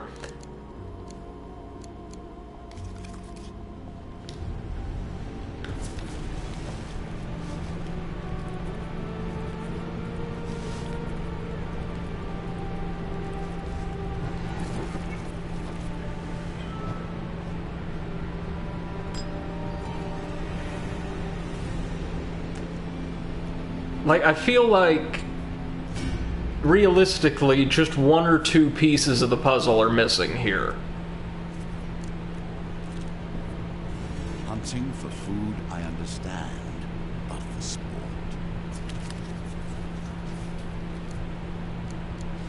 Oh dear.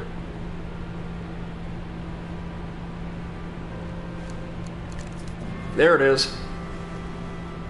Following its huge tracks, you find the monstrous white boar by the river. You stealthily approach as he sharpens his single tusk on a boulder. When he senses your presence, he grunts in the common tongue with a strange lilted accent. Spare this old blood, blessed mortal. We're going to spare him. And we get a blessing and a shard. You continue hunting until the sun begins to set, then haul your kills back to the farmhouse.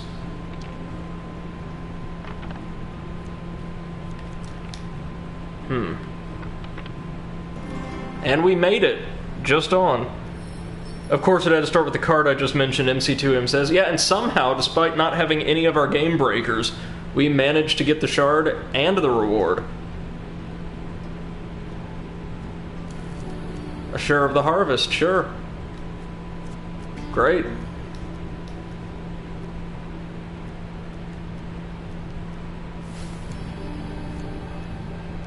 Lionheart, very grateful for that.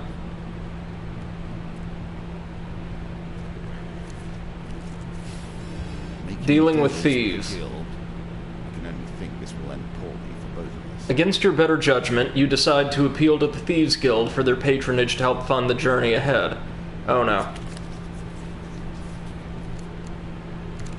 Oh, huge failure. No, no, no, no, no.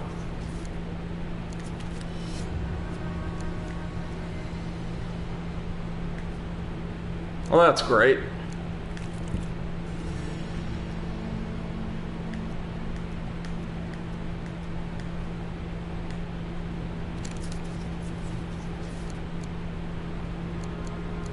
No, are you kidding me?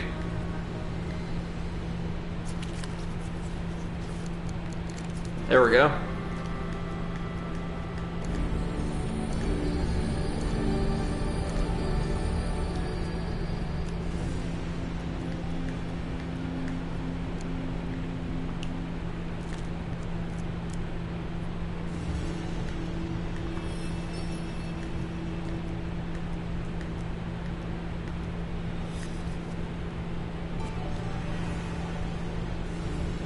MC2M says dealing with thieves is a great card, but it takes getting used to the Monty. Yeah.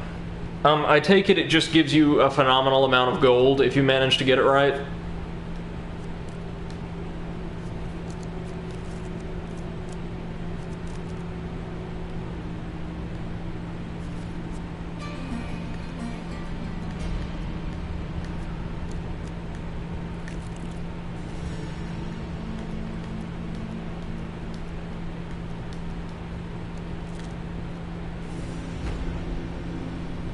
Good old Hansel. Oh, it adds cards to the gain or pain deck, so it's not what we're looking for here, but can be very useful on certain maps. Gotcha.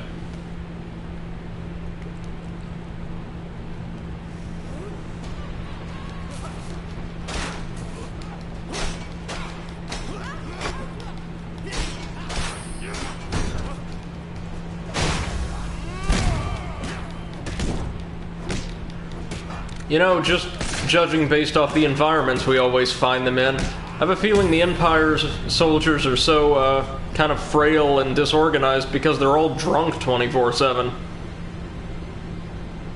Seriously, like, I think maybe 2 out of 3 times we end up fighting them in a tavern.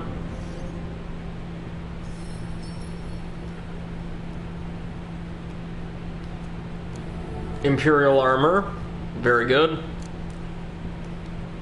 So now, down to the Soothsayer. Learn the future at your own peril. You think I have not turned to oracles and auguries in order to see how this ends? I only know it all ends in death. You are about to embark on a quest for the mayor of a small town when a young, strangely dressed woman shouts to you, "Beware, stranger, for I have seen your future and danger awaits." For but a few coins, she continues while gripping your arm, I could tell you of your coming misfortunes. MC2 says, if I recall, alcohol was part of the downfall of the Roman Empire. Alcohol sweetened with lead. Everything sweetened with lead, actually. The famous fish paste, so beloved by the Romans as a condiment to make, well, rather bland food somewhat palatable, was often spiked by traders, basically watered down with, I think, a type of clay that contained significant amounts of lead. Or also various spices were as well. The incredible thing is that nobody could taste the difference. I could not be more pleased to train you. You have every skill Callus lacked. Patience, delicacy, tact, skill. So we're going to give her money, and off she goes. There can be little question that she sees truth. I guess we're going to have to revisit that as part of a later quest line.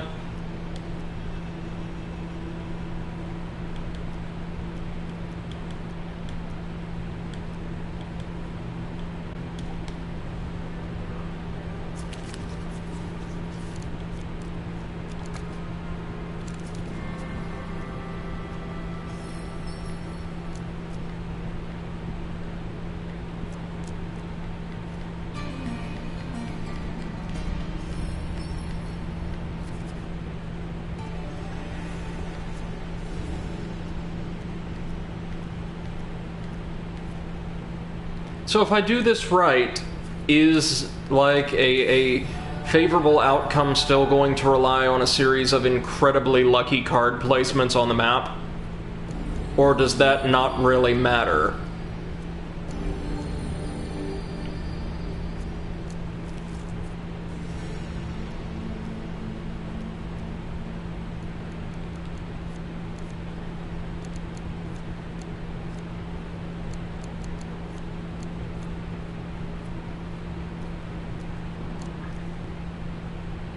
It's not based on luck, if at all. Okay, so we've just got to unlock a certain combination of cards that will hopefully help us break this in half. Which we definitely do not have yet.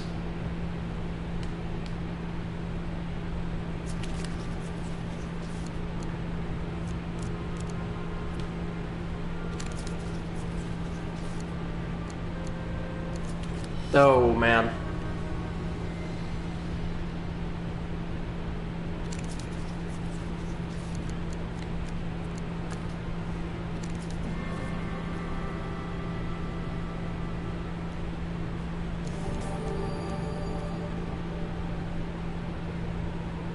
Oh no, no worries, man, you're good. I understood your meaning.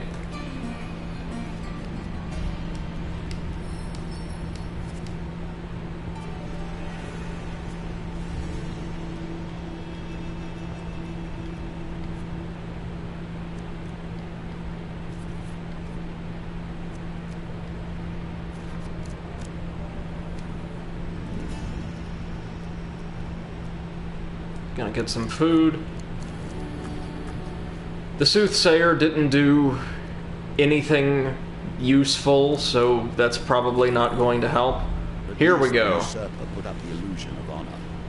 It's hard to tell if you even have an inkling of the same concerns. You find Merrick sitting in the shade of a precarious boulder at the edge of a ravine.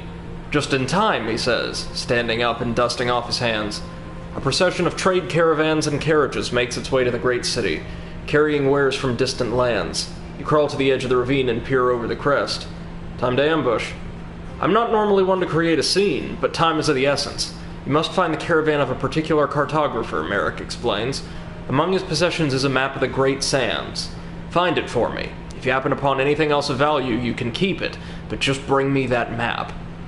With a great heave, you dislodge a large boulder, sending it crashing down the slope to block the carriage's path.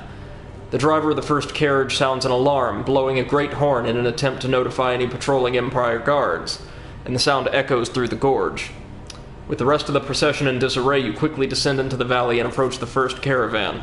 Oh dear. What do we have? We want the treasure map, of course.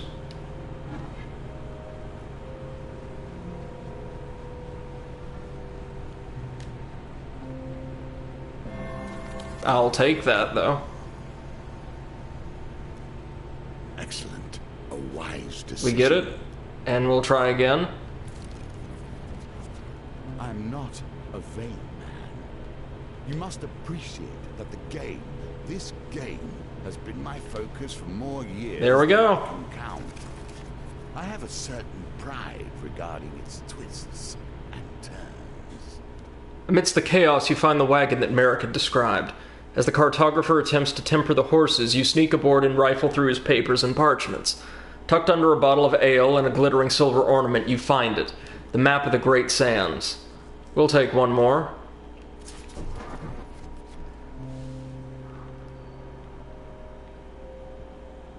Let's go for this here food. Oof. Failure. I hope that doesn't just blow it for us. Empty. Okay.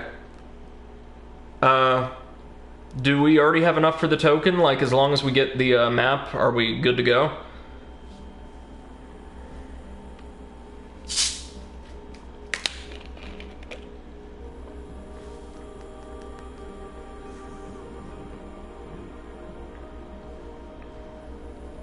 Have what we need, then we are out of here.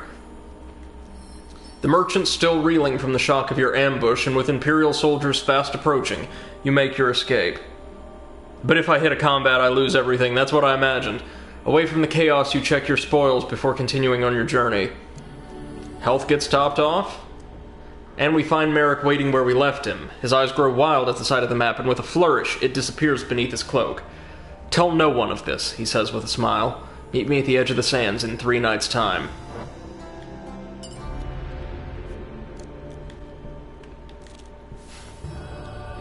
Goblin Town, yes.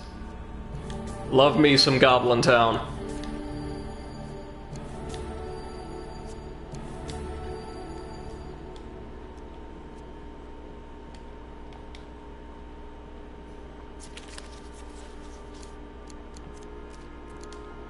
We will redraw. There we go.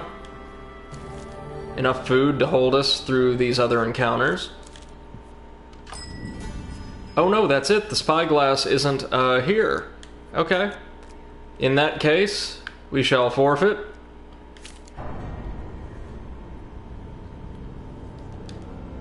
I have a feeling whatever's at the end of this quest line is going to be a big, big help. Am I right? Because this is the longest quest line we've done thus far. The desert.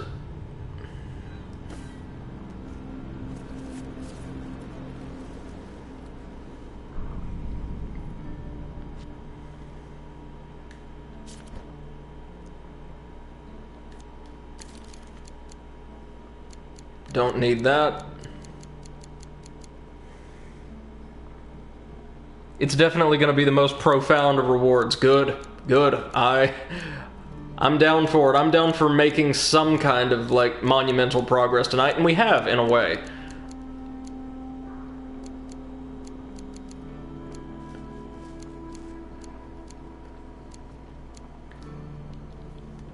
We'll throw in Spyglass and Raider Prevention, just because I'm curious. Or no, we don't need the Soothsayer. So that's where we'll put in the Desert Trek.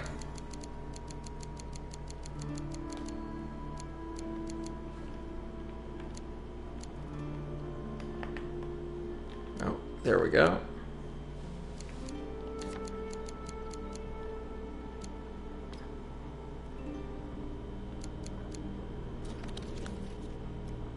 Okay. I think we're good to go. Well, are there any supplies I might want to swap out now? Slowly but surely working our way up to that token. Upgrading this actually necessitates, I believe, going back to strength, which is curious. And instead of the Ring of Preparation... Well... No, that'd be best. Alright. Let's do this. Oh, I have a blacksmith card? Of course I do. Yes, I knew that, definitely.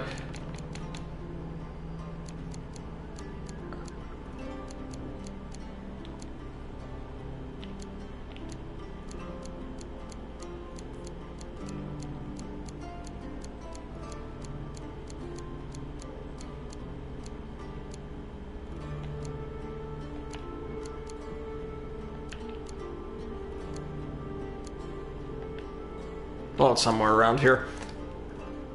We shall carry on.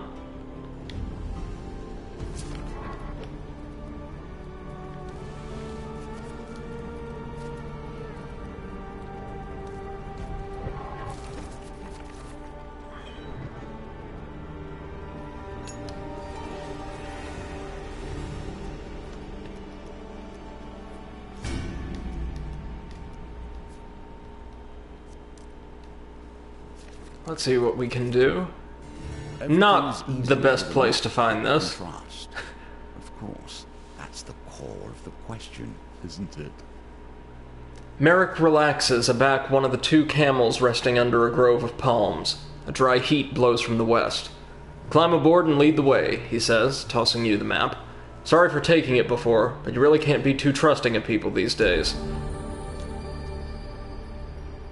You take a moment to consult the map you discovered while raiding caravans. It traces the merchant routes that crisscross the desert lands skirting the nation. Oh! Ho ho ho ho! Oh, I like this. The deserts hide many forgotten paths, but only the most prepared or most desperate risk trying to find them. No way! It just gave us an entire new map. Wow. Yeah, Lord Apollyon, you can go back to hell for now. We're a little busy. Yeah, no, I got this. Let's see what this is, just in case it'll help, which it will. You find the weapon merchant's carriage parked behind a seedy tavern. Sorry I had to dash last time, Esmeralda says as she welcomes you in. I've come by a surplus of wares from the Battle of Crimson Bay. You can take one for being so accommodating last time. It's on the house. So which one do we want for the desert? I'm thinking, well, Gambler's Jewel right now, just because we don't have the fame for Mask of Holy Fortunes. Yeah, that makes sense.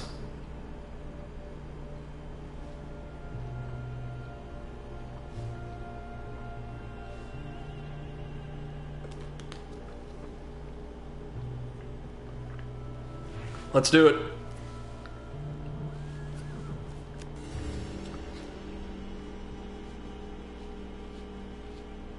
We also want the blessings for solving it.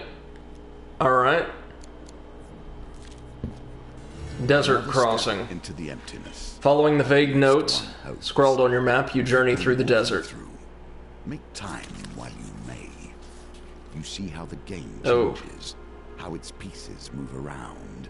Sometimes under your control, and sometimes not. Let's see. Oh, damn it! We become lost. That's okay. That's okay. Now, how will you fare with the desolation Oh, no. covered?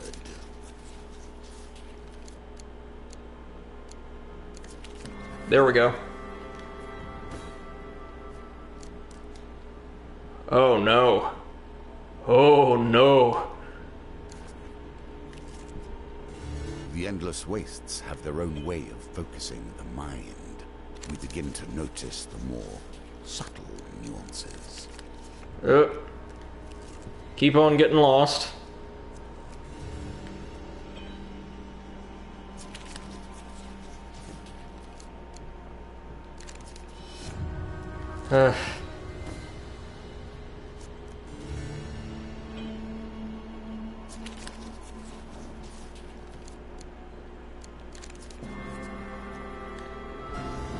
There we go. Got a token. Now, hold a moment.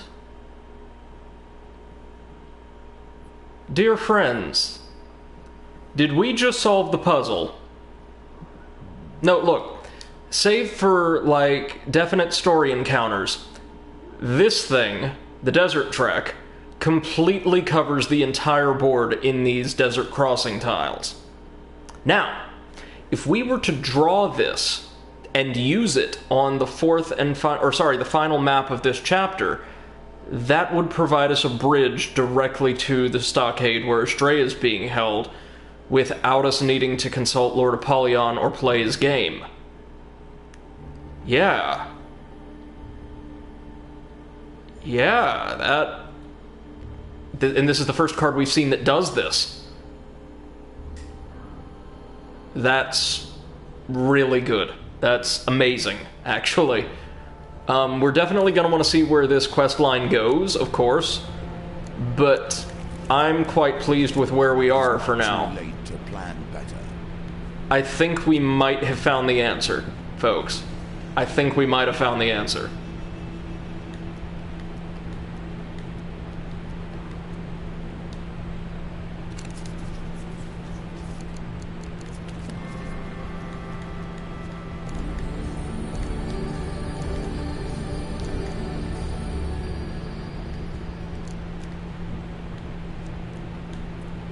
I mean, unless the game has some kind of, like, coding for this chapter specifically that would prevent the Desert Trek from being activated on that map. Which I don't think it would.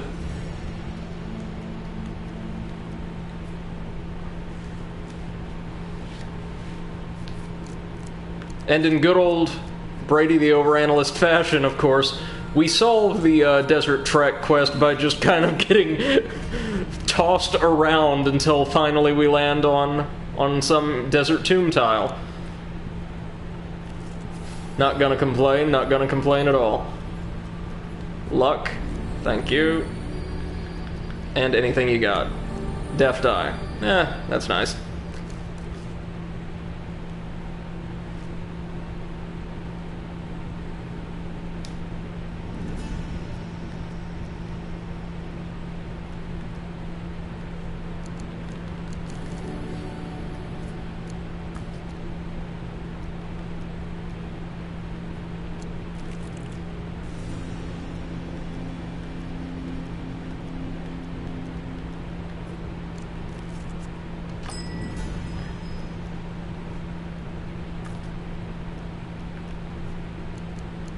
Okay, we don't need the Ring of Preparation. Nor will we need the leather armor. So with that, we can buy a little bit more food. Just want to make sure we can see all the new cards I threw in the mix this go around.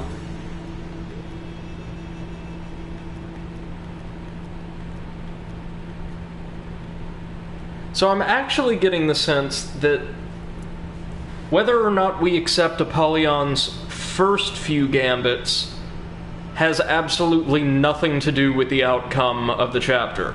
Like, none. It's all about evading him the last time. Because if we can, like, just follow me.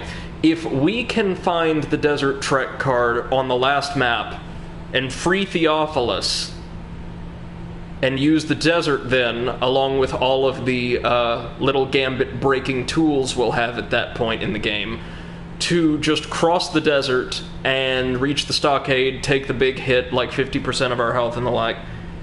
Or Forgotten Dreams. Very true. Good idea, thank you. We can cross the desert, break her out, and also save somebody's soul. So we don't fight Lord Apollyon yet, anyway. We're just going to ignore him completely.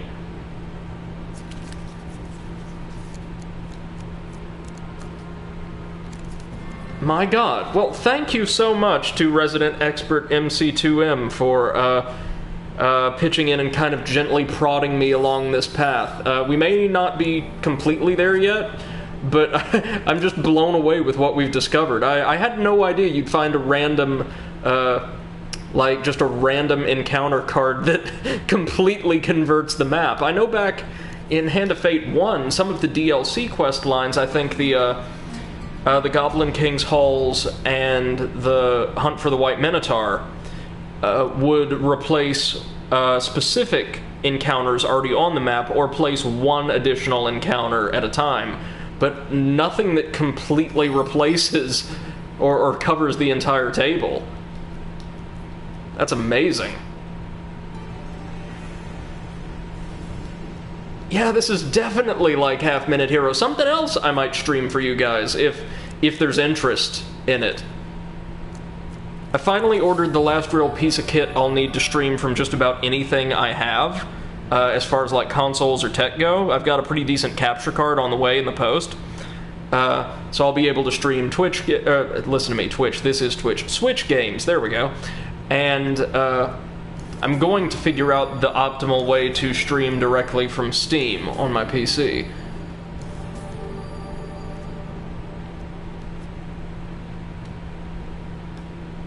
Yeah, let's see what we got. Why not? Redraw. Ugh. MC2M says, thinking of the PSP reminds me of Patapon. Oh man, I loved Patapon. Just the strangest little strategy game, but from the soundtrack to the, like, incredible aesthetics. A series that just oozed charm. And now that we've brought up Patapon, I'm going to hear those little guys chanting, like, stuck in my head for the next week.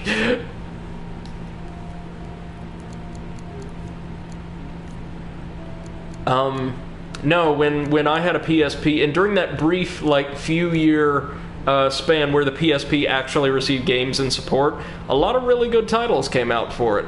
I remember, like, one of my first real exposures to the Ape Escape series was the remake of the first entry for PSP. That's a really solid port. Don't need that. Nor that. And I think it was Me and My Katamari was the Katamari game released for PSP. I loved that. Hell, I love the Katamari series and wish we'd see some life out of it, other than weird mobile ports. You've probably gotten the impression by this point, but I'm a huge fan of aesthetics and style over substance a lot of times when it comes to my games. I just really like anything with a unique visual or sound profile.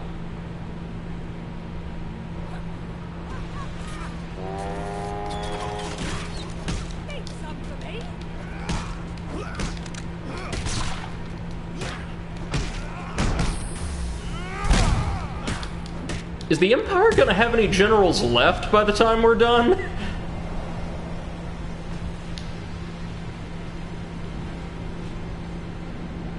Lord Almighty.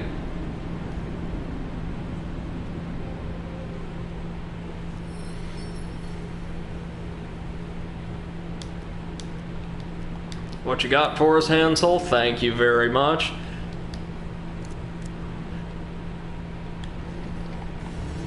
Oh, we're starving, look at that.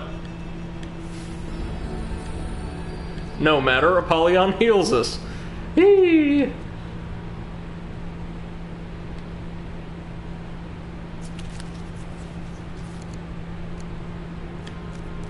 No, let's try again. Was it 1? Okay. At this point, I don't even really care. Yeah, just go ahead.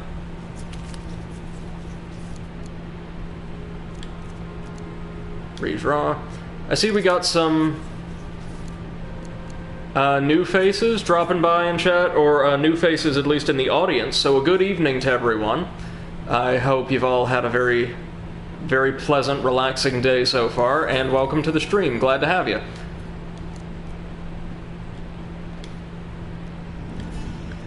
Okay, we're going to top up our food, because there's at least one more encounter I threw in I would like to see. MC2M says, yeah, I got the feeling we share the same interest when it comes to games. Yeah, definitely. You know, it was a series that didn't receive much more than critical acclaim. It wasn't super popular, but I absolutely adored. I'm just a little bit into the second one. I really need to get back around to it. Playing through the fantastic Pillars of Eternity duology that Obsidian published over the last few years. Pillars of Eternity 1, man, just its world building, the quality of the voice cast, it's about as solid a job I've ever seen done on like a traditional CRPG style game.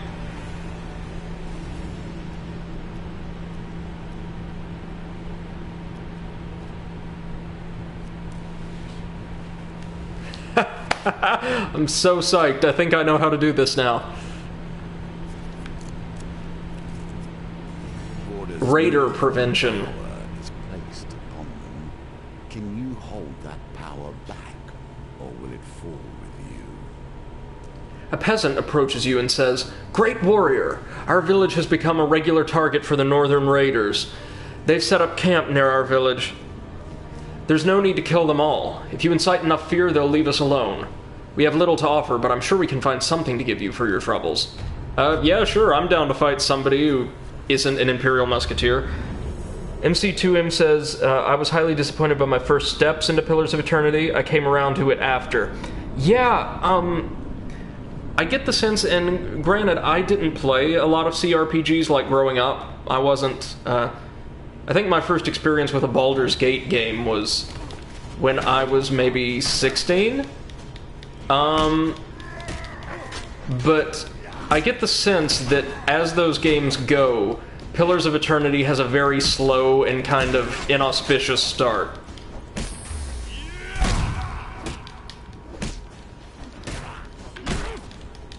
We probably ain't gonna beat him in time, but good to know this card's here.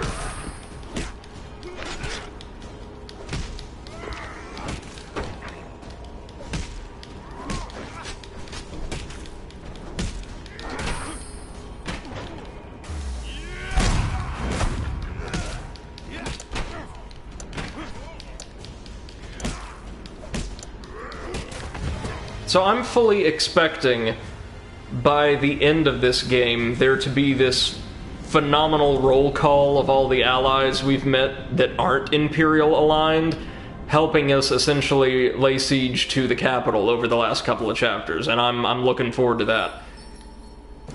So, MC2M says basically what happened is they were offering a character with a backstory of being distrusted and insulted. Too many do not think of what lays ahead of them.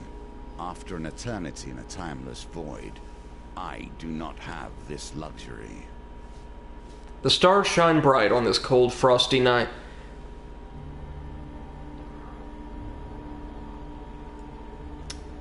Hey, Benjamin Pendragon, welcome, man. Good to see you, good to have you. MC2M says, I was really into that and it was not happening. That was my first Pillars of Eternity experience. Yeah, Pillars of Eternity takes quite a while to actually play with the whole aspect of delving into and playing around with the remnants of people's souls and identities. I think the most impactful that mechanic ever becomes is, I don't know how far you've come along, but there is a quest line that takes place in, well, what's basically an asylum, and that's when the whole, like soul scrying mechanic really clicked for me. Is around in my mind. The stars shine bright on this cold, frosty night. And where you must not. When you happen upon a balding man looking at the heavens through a spyglass. He rubs his hands together to keep warm. When he sees you approach, he stares over his spectacles and says, "If you have something to keep my ears warm, I'll reveal to you your future. Here, just take the thing." "Yeah, go ahead." He puts the helm on and looks at the sky through his spyglass. "All encounters revealed, nothing we need." "Yes, yes, your future looks bright as the hunter's belt. Go forth, young one, and prosper." "Oh, so we need to use it on a particularly big map to get the shard. That's okay. I think we finally have enough tokens and the specific cards we need to beat Lord Apollyon.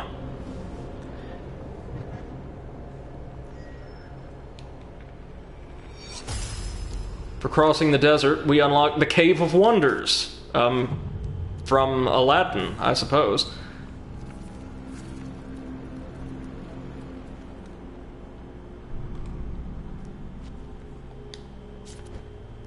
So I would say we've actually spent more time on the devil than we did on strength, but you know the incredible thing that speaks to how well this particular chapter was crafted?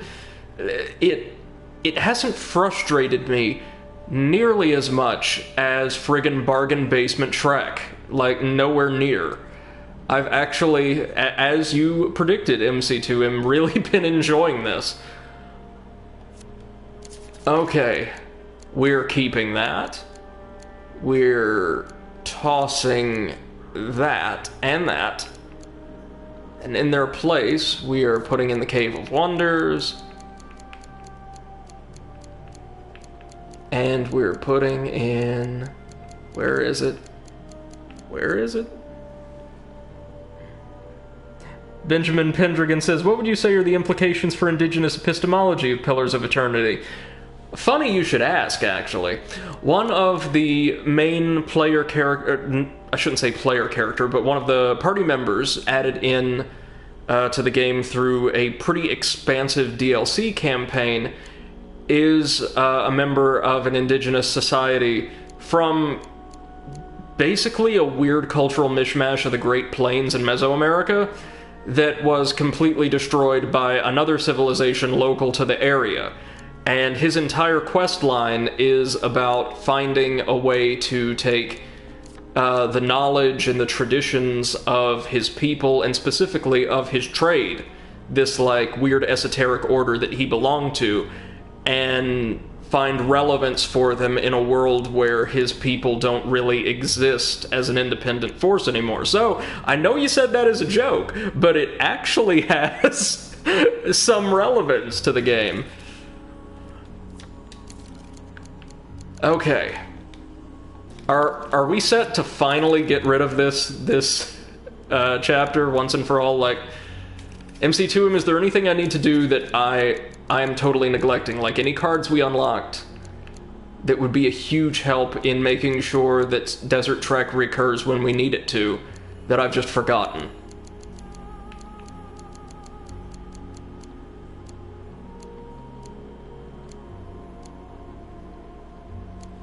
I'll take the maiden. You definitely were relevant, Ben. And MC2M says, "Nah, I have everything." Alright, let's do this.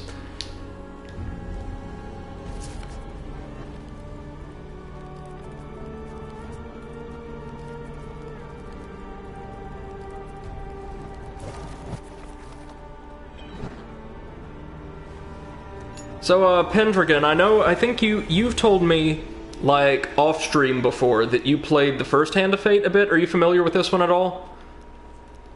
Because it is a hell of an expansion of the formula.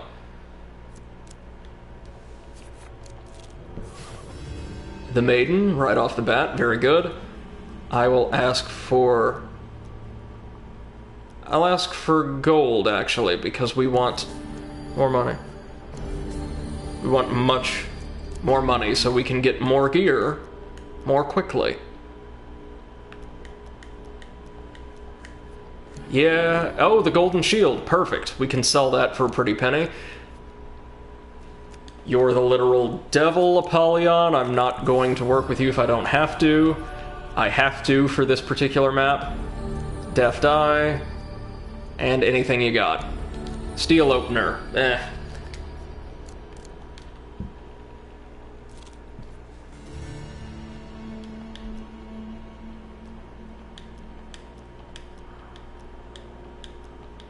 So this entire chapter is based around having to rescue all of the companions we've joined up with over the course of the game. We're now closing in on about 3/4 of the way through the main campaign, pre-DLC anyway, and we have to rescue them from a series of extremely chancy and politically troubling circumstances. And in order to do so, we need to requisition the aid of the, well, a very well-connected and extremely pleasant, generous individual who is totally not the devil.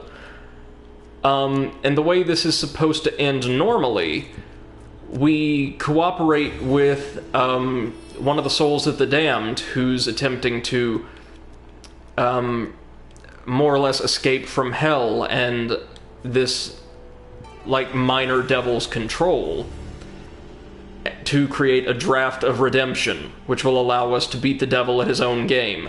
We literally take all of the devil's wealth and relics and things like that from him in a card game if we do it normally. This time around, we're going to try to completely avert that and just run from him. There's the first desert trek. So we're gonna trigger it and then do nothing with it. Just so we can get it through the new cards and dreaming concepts. event. This one, while unassuming, offers a world of potential. MC2M says Steel Opener is the best name for that blessing. It really is. I think the name is 1,000 times better than the blessing itself. What we got, what we got? Yes. And yes. This is Hand of Fate 2 at about 300% the normal speed. Yeah, MC2M explains it best. The entire challenge is just a ploy by the devil to obtain your soul.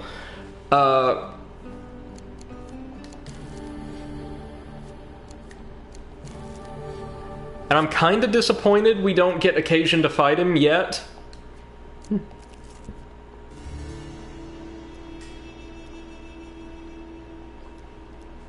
The devil is terribly unsubtle about the whole thing, too. Like, anytime he sends you assistance, it's always being borne aloft on, like, the wings of hell. Like, all his servants are little gremlins or titanic homunculi.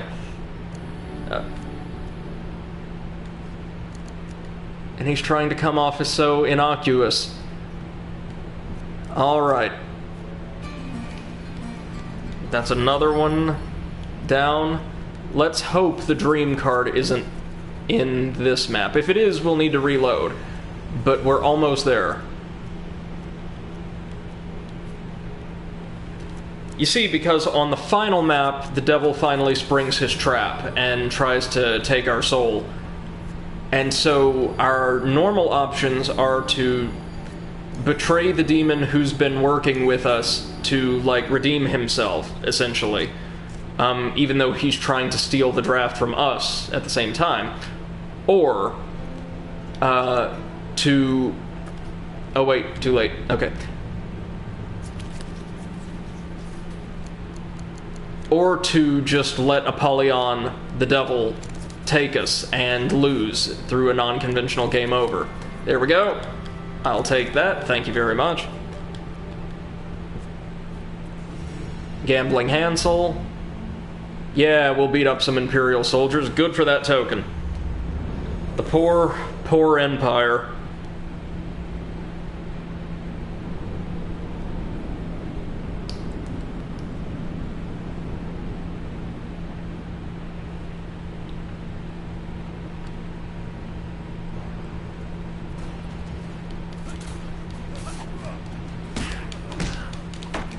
Good night. Look at the damage we do against standard guardsmen with this hammer. Jesus. The Emperor's finest, ladies and gentlemen.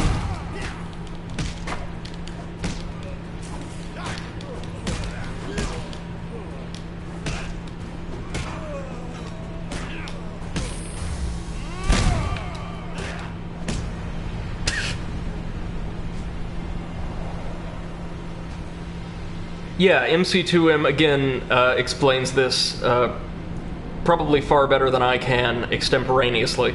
The silver token solution, so the path one needs to take just to complete the chapter, is to change a variable in the game. By drinking the draft, you're able to break the Devil's rigged game. But the gold solution is to break this game, Hand of Fate 2, entirely.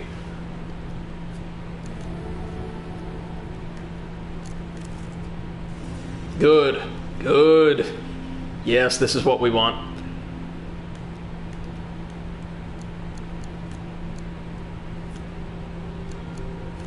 Steel opener. Fate's path. There you go.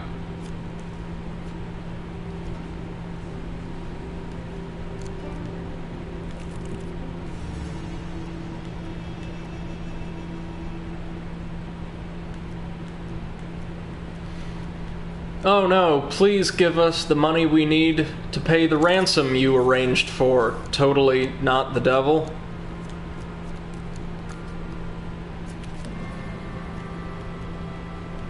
Thank you so much, you kind and generous and totally not malefic in the least soul.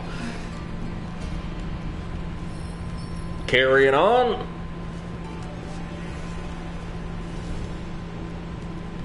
This is so cool, actually. This is so cool. All we need to do is get across to that stockade. And, of course, fight some of the Imperial army, but we know how well that goes. Oh, MC2M coming through with the puns. In essence, to find the solution, the devil is in the detail. So good. So good. Desert Trek, here we go. Ariadne offers to help. Since we've got the Guardian Angel card, no. No, we're good.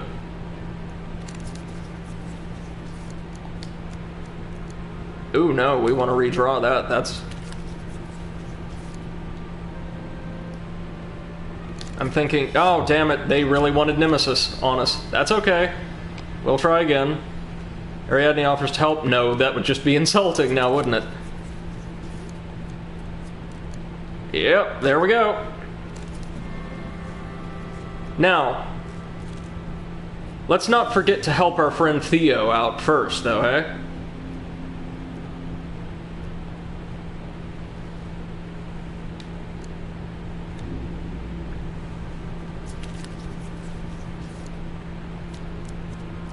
Ooh, no, let's redraw that. Hey.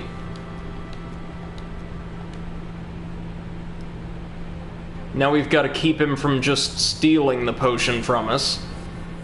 And then we're going to give it to him, because we're really nice people.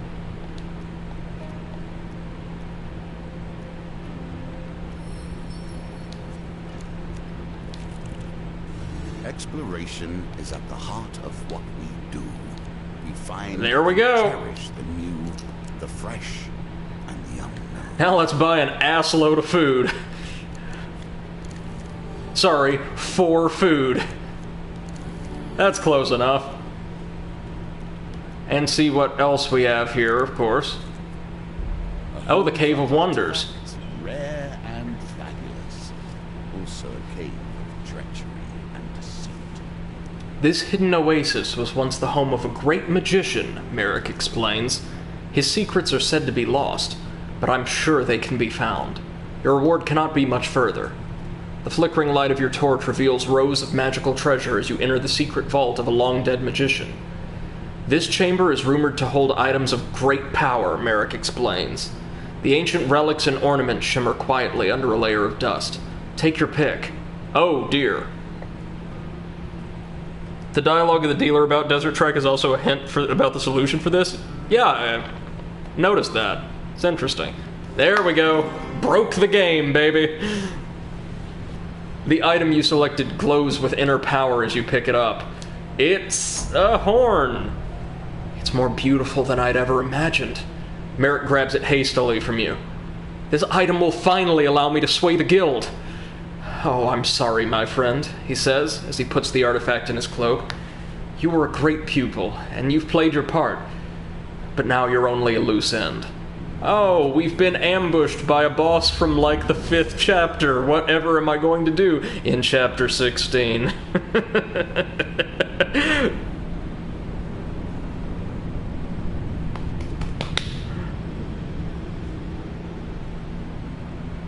He's technically going to be a boss, yep.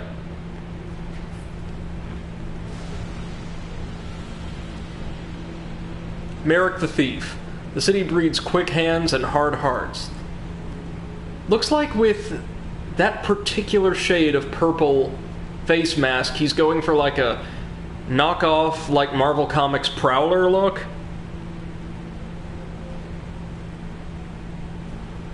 MC2M says, Market Thief is received when you complete the Fool, the first stage of the game's 22. It's been a long journey. Yeah, due in large part to my constant recalcitrance when it comes to putting it in the deck. Well, thank you for finally convincing me. Woo!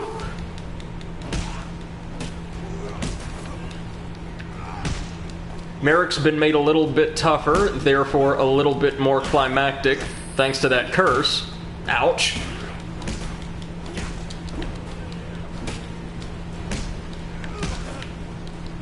Dude, it's just a war horn.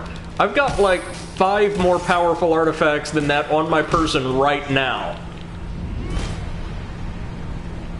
Just a disgrace.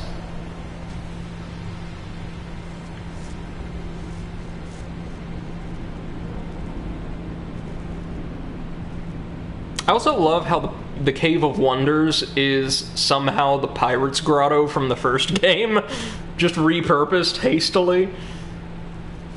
It seems I underestimated you. From the first day you caught me back in the city bazaar, I should have known you'd best me in the end. The young thief winces as he pushes the artifact towards you.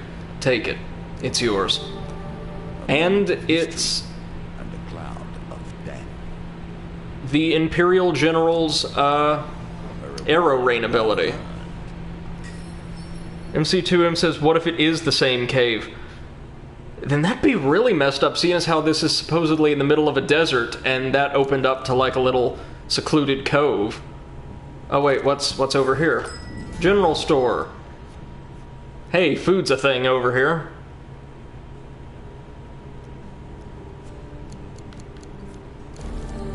There we go. Good, good.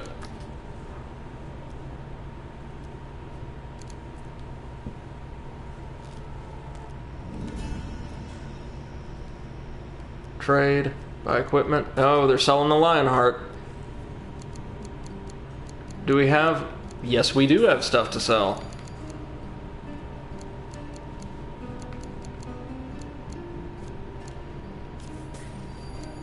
I will gladly take the Lionheart. MC2M says, well, yeah, dust bandits residing in the desert's canon. Oh. Well, yeah, but was the Cove directly associated with that faction? I got the sense that it was added maybe as part of the Burial at Sea. And listen to me, Burial at Sea. The Lost at Sea expansion.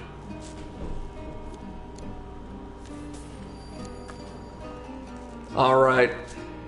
Now give me that sweet, sweet elixir of life. Yeah, baby.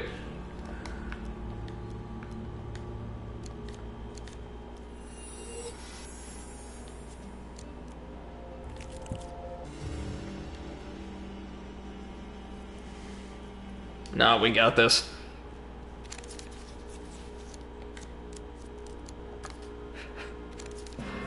I cannot tell you guys how incredible this feels after, like, just hours and hours of futilely crawling our way along.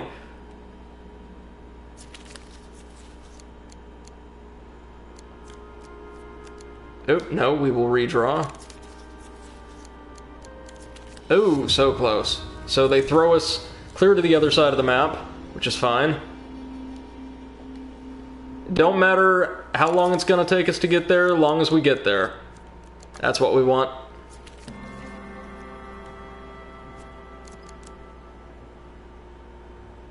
Going to deliberately avoid the devil.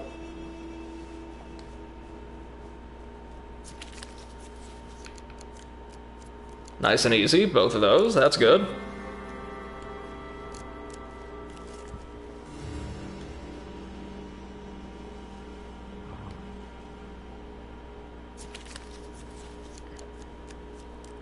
There we go.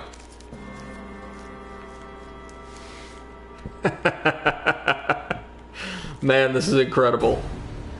You were spotted as you approach a remote but well-guarded Empire fort. Oh, and look! Actually looking at the illustration on the card, the fort is clearly in the middle of like a desert wasteland, so that's yet another little hint for you, I suppose. A call to arms rises from the walls as ballistas not only take aim, but somehow hit me. And if you know anything about the accuracy of ballistae when it comes to hitting, like, foot soldiers in strategy games, or I believe even real life, you know that is incredibly improbable. Oh, well, time to beat down the warden for the third or fourth time.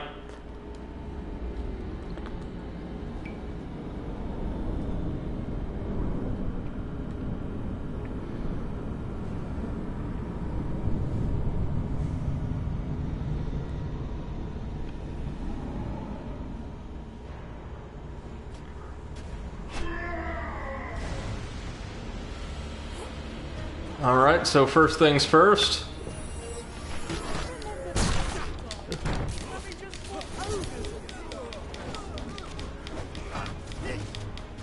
Oh, the ogre was 1,000 times worse than this. This was at least kind of interesting, really. Oh.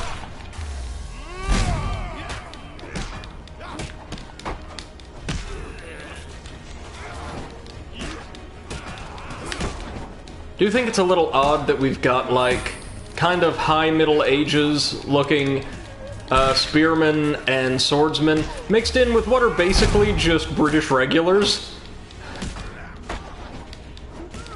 I mean, don't get me wrong, I love the look. Absolutely adore those uniforms.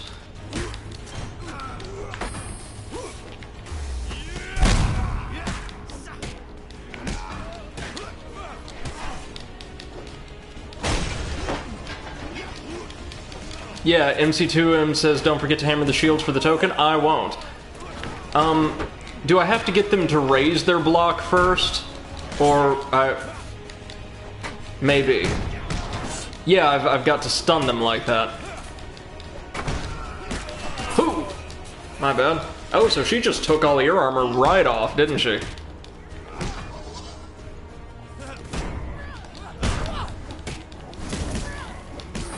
Boss fights, ladies and gents! I have a feeling we're gonna get plenty of opportunities to beat down some shielded Empire soldiers in future.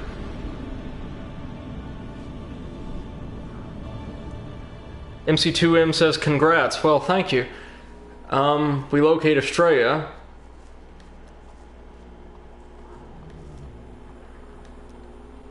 Later that night, Theophilus appears from the darkness. Thank you, friend. With your help I have at last gained my freedom. Perhaps one day I can return the favor. Oh, that feels good. Oh my god, I can't tell you how good that feels. To peek beyond. Together, I think we will stand against the usurper. For saving Theophilus and your companions, the mark of damnation. As well as for completing Cave of Wonders, the hero's call. Well, very nice. Alright, so MC2M, help us out a bit. Roughly how long would you say the tower is? Like, is it comparable in length to the Devil, or are we talking something more along the lines of Justice?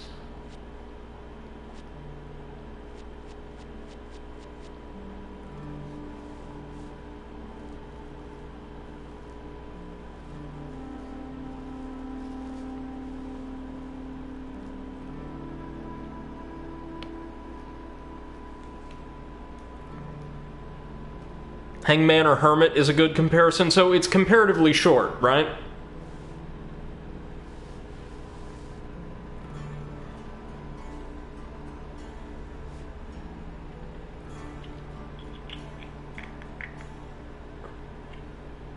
Short or very long. Alright, we'll give it one try. Give me about 3 or 4 minutes, and we'll be right back to, at the very least, take a look at the tower.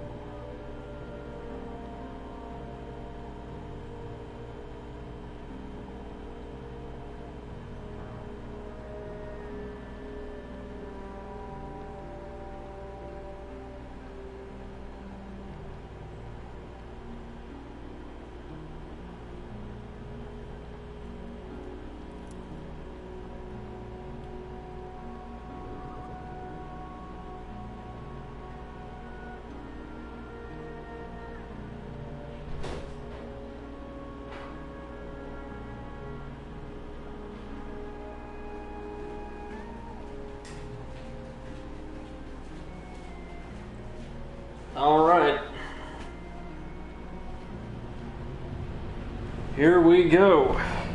Gonna really quickly take a gander at the tower.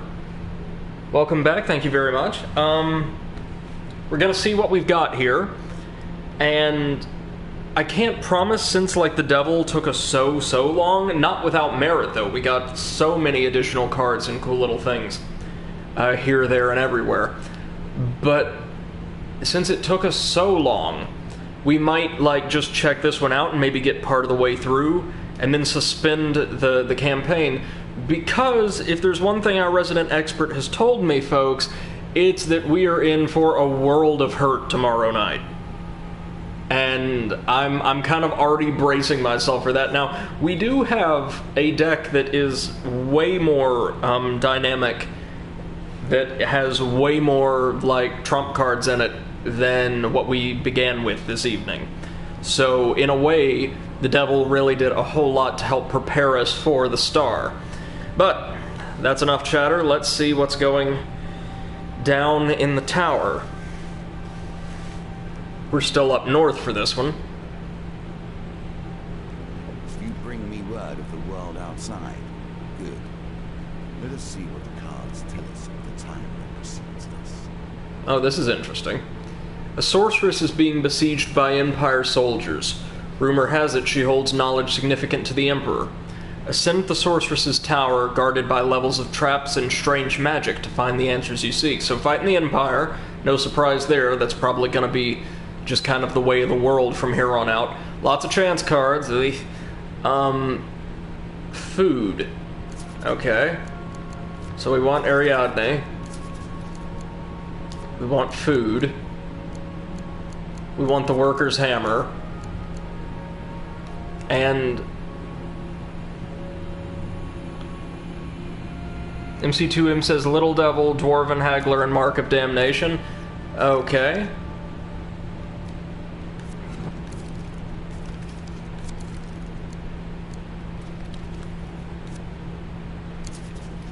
They keep wanting to give me the bullseye. No. No. Yeah, that's fine. Both of those are good. No. No. Dionysus Revenge. That looks kind of interesting.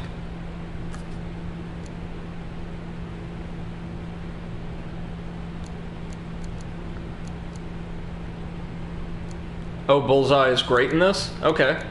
We'll take it. Take the Harvest Blade just in case.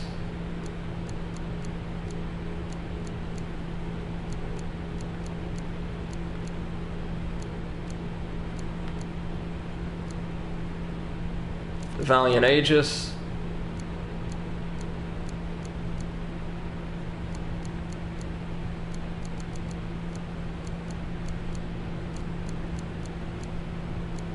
Imperial Armor.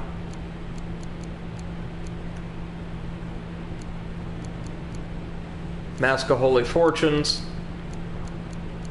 Bullseye. Gambler's Jewel. Grifter's Companion. That's the way I typically like to run it round here. No, and no, and no. Those are fine. We said Dwarven Haggler, so we'll find him.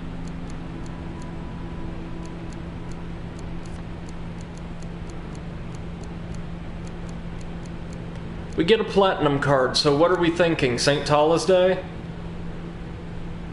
Bitter Winter is a good recommendation? Okay.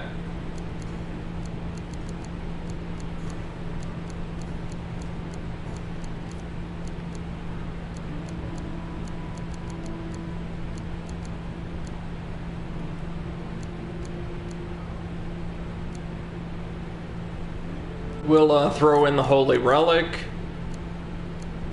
just because that's a new one. And, what are we thinking? Fetid Fins, maybe?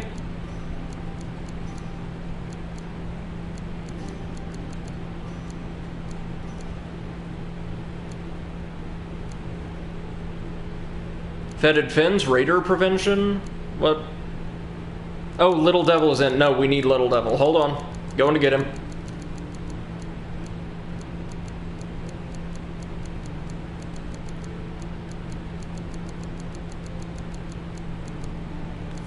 There he is. Alright, let's do it.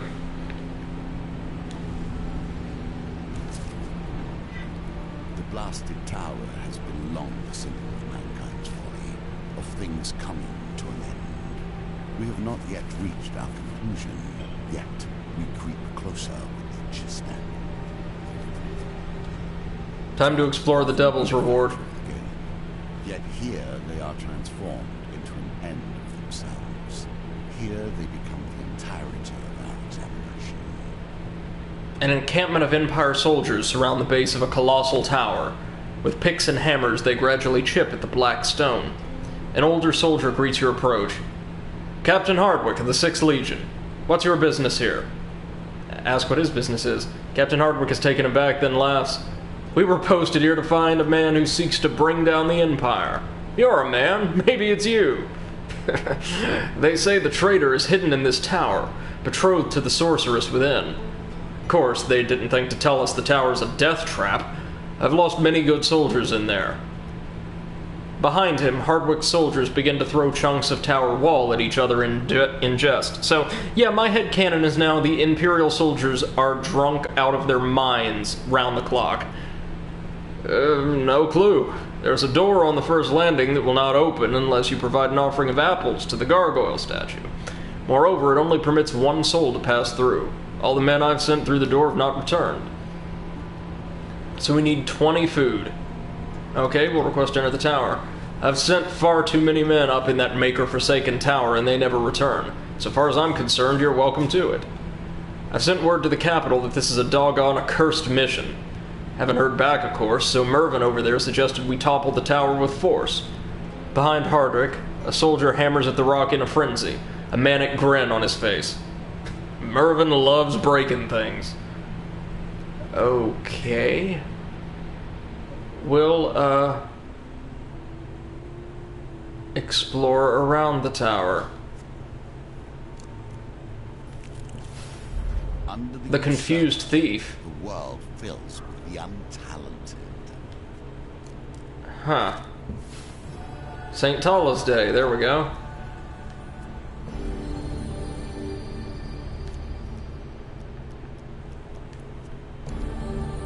Not at all the blessings we wanted. That's a damn shame. Infamous. Is a sword that cuts both ways. There are times when one would rather not be known. Band of thugs. You find a makeshift tent in the forest. From the tent comes a raucous cacophony of drunken merriment and devious schemes. Snap! Your foot breaks a twig and the noises fall silent. Sure.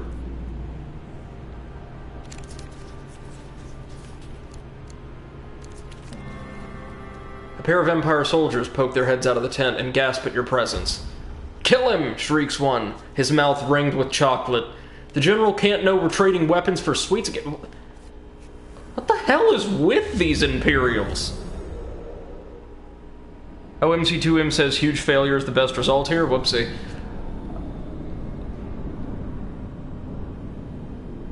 Like, something is seriously wrong with the Imperial guards out here. Like, seriously wrong. I know I've been consistently representing them as incompetent, but the game hasn't until now.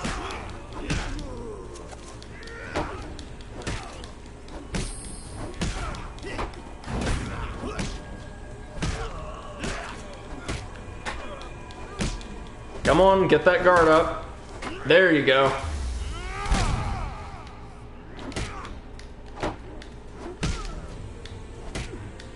That's the way.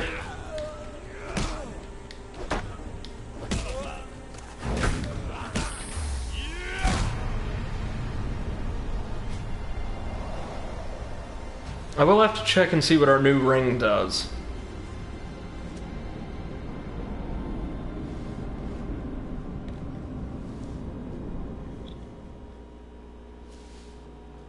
A mage pokes her head out from the tent and notices the dead bodies. Alright, look, we don't have time for this, here. And she throws us equipment? A mask of holy fortunes. and something that'll reveal the rest of the map.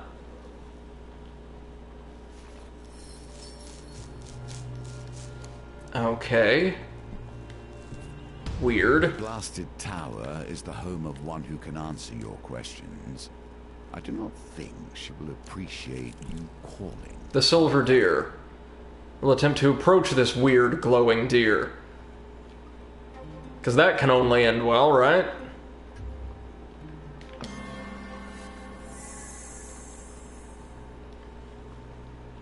With great care, you close the distance. The deer watches you with golden brown eyes, but it does not flee.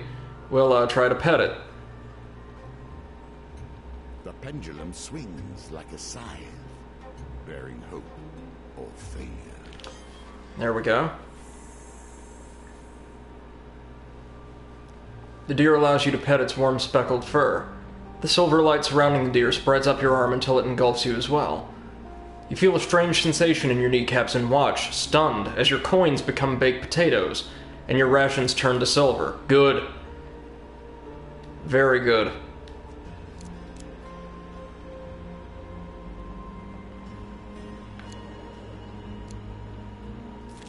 What's this guy gonna do? Oh, he's not even gonna try to steal from us. This town has been the home of much. It has changed over the years. You arrive at the town of Stiegel. Ariadne seems unenthusiastic about returning to her hometown. There's not much to see here. Ariadne looks around the town center. It's nothing like the city. We do have a fortune teller, though. She's great. So we've acquired a mechanical oddity for poor Anders' forge. Now we'll need a special pumpkin. Thankfully, my mother grows the famed Stiegel pumpkins herself. Stiegel's town center is unremarkable apart from a beautiful clock tower and a small cluster of tents tucked into a shaded corner, away from the hustle and bustle. We'll ask what the pumpkin will be used for. To fix the forge, of course. Great. We'll approach the tents. A cloaked family are furtively huddled around a small fire pit, as if worried that somebody will try and stop them. We'll talk to them, I guess. The mother and father automatically step defensively in front of the soup, pulling the children behind them. Ask who they are. We're from Farwater, but I doubt that means anything to you. Ariadne chimes in, Farwater, where the great Calora River meets the sea. The father looks surprised and then terribly sad. Yes, hero, the most beautiful town in this land, and we don't know when we can ever return there. The Empire has taken our homes and set up their war towers to push into the north. When will they stop? We'll offer to help. Or we can't, rather. Whoopsie. Ask why they're so protective of the soup. It's all they have to eat? Okay. We'll visit the fortune teller.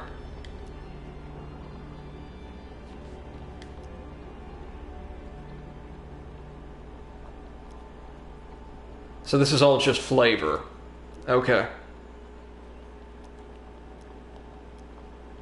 Is it Ariadne's mother? Ariadne's mother lives in a farmhouse on the fringe of Stiegel. She is much, much shorter than Ariadne, decidedly average. Her mousy brown hair is cropped short, and her thin face seems frozen in a mask of anxiety. Ariadne's mother, Bethel, clatters about the kitchen with a pained look on her face. We'll ask for a pumpkin. Her face lights up. Oh, are you planning to follow in your father's footsteps? Oh, Ari, that's wonderful. No, I'm not, Ariadne frowns. I'm rebuilding a forge for a friend. Her mother sighs and leaves the room, returning with a pumpkin as round as a water barrel. That's the last of the harvest. Oh, that was effortless. Common errand runner. Ask about the father. A calm comes over Bethel's face as she talks about her husband. My husband forged the armor for the Emperor himself. I'm a hero now, Ma, Ariadne pipes up, like a child who feels the attention slipping to a rival. People are gonna know who I am. I'm gonna die a hero's death. Don't say that, Ari. You're not gonna die. Everybody dies, Ma. At least I'll die a hero's death, unlike Father. Oy. I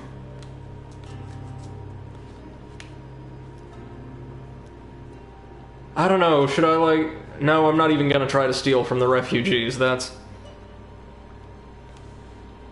Pendrigan says, it's been nice to hear your voice, but I have to go now. No problem. Thanks so much for stopping by. I'm glad you could spend some time with us. Hope to have a bit more of The a Empire closes dynamic down, stream sometime each place becomes soon. more isolated. Still, the gates open. Nothing can be kept silent. Quarantine sucks. That it does. That it does.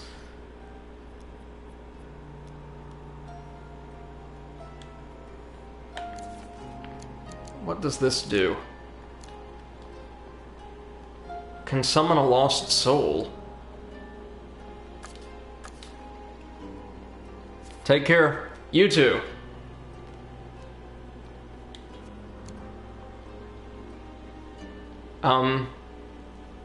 Oh, he's literally just going to give us gold. Oh, no, that's not what I meant to do. Ah. Let's use this. Yep. Late one night, on the eve of a full moon, you summon Theophilus, the apparition you helped free from enslavement by a dark lord. Greetings, mortal, he rasps, emerging from the embers of the campfire. The blessing that I now possess could be yours also. In theory, Theophilus says. I have no means to transfer the power to you, but we could craft the spell again. Oh. I see. I see what we're gonna do. Well, ladies and gentlemen, we're going to proceed to some new lands, but I think we're actually gonna call it for tonight. We've been going for a bit over 3 hours. Thank you so much to everybody who stopped by this evening. We're gonna call it right here and pick this game up right where we are tomorrow, I wanna say. So don't hesitate to join us at 6 p.m. Central Time tomorrow. And until then, thank you all so much to everybody who's dropped in this evening, either in chat or just been here in the audience. And thank you to everybody watching this, not live, but as video on demand over on YouTube. I really appreciate all you guys, all the more during quarantine when it's just nice to have people to interact with, you know? Thank you all so much. We're going to make quite a bit more progress tomorrow, and I hope you'll join us for that. Until then, take care. Bye-bye.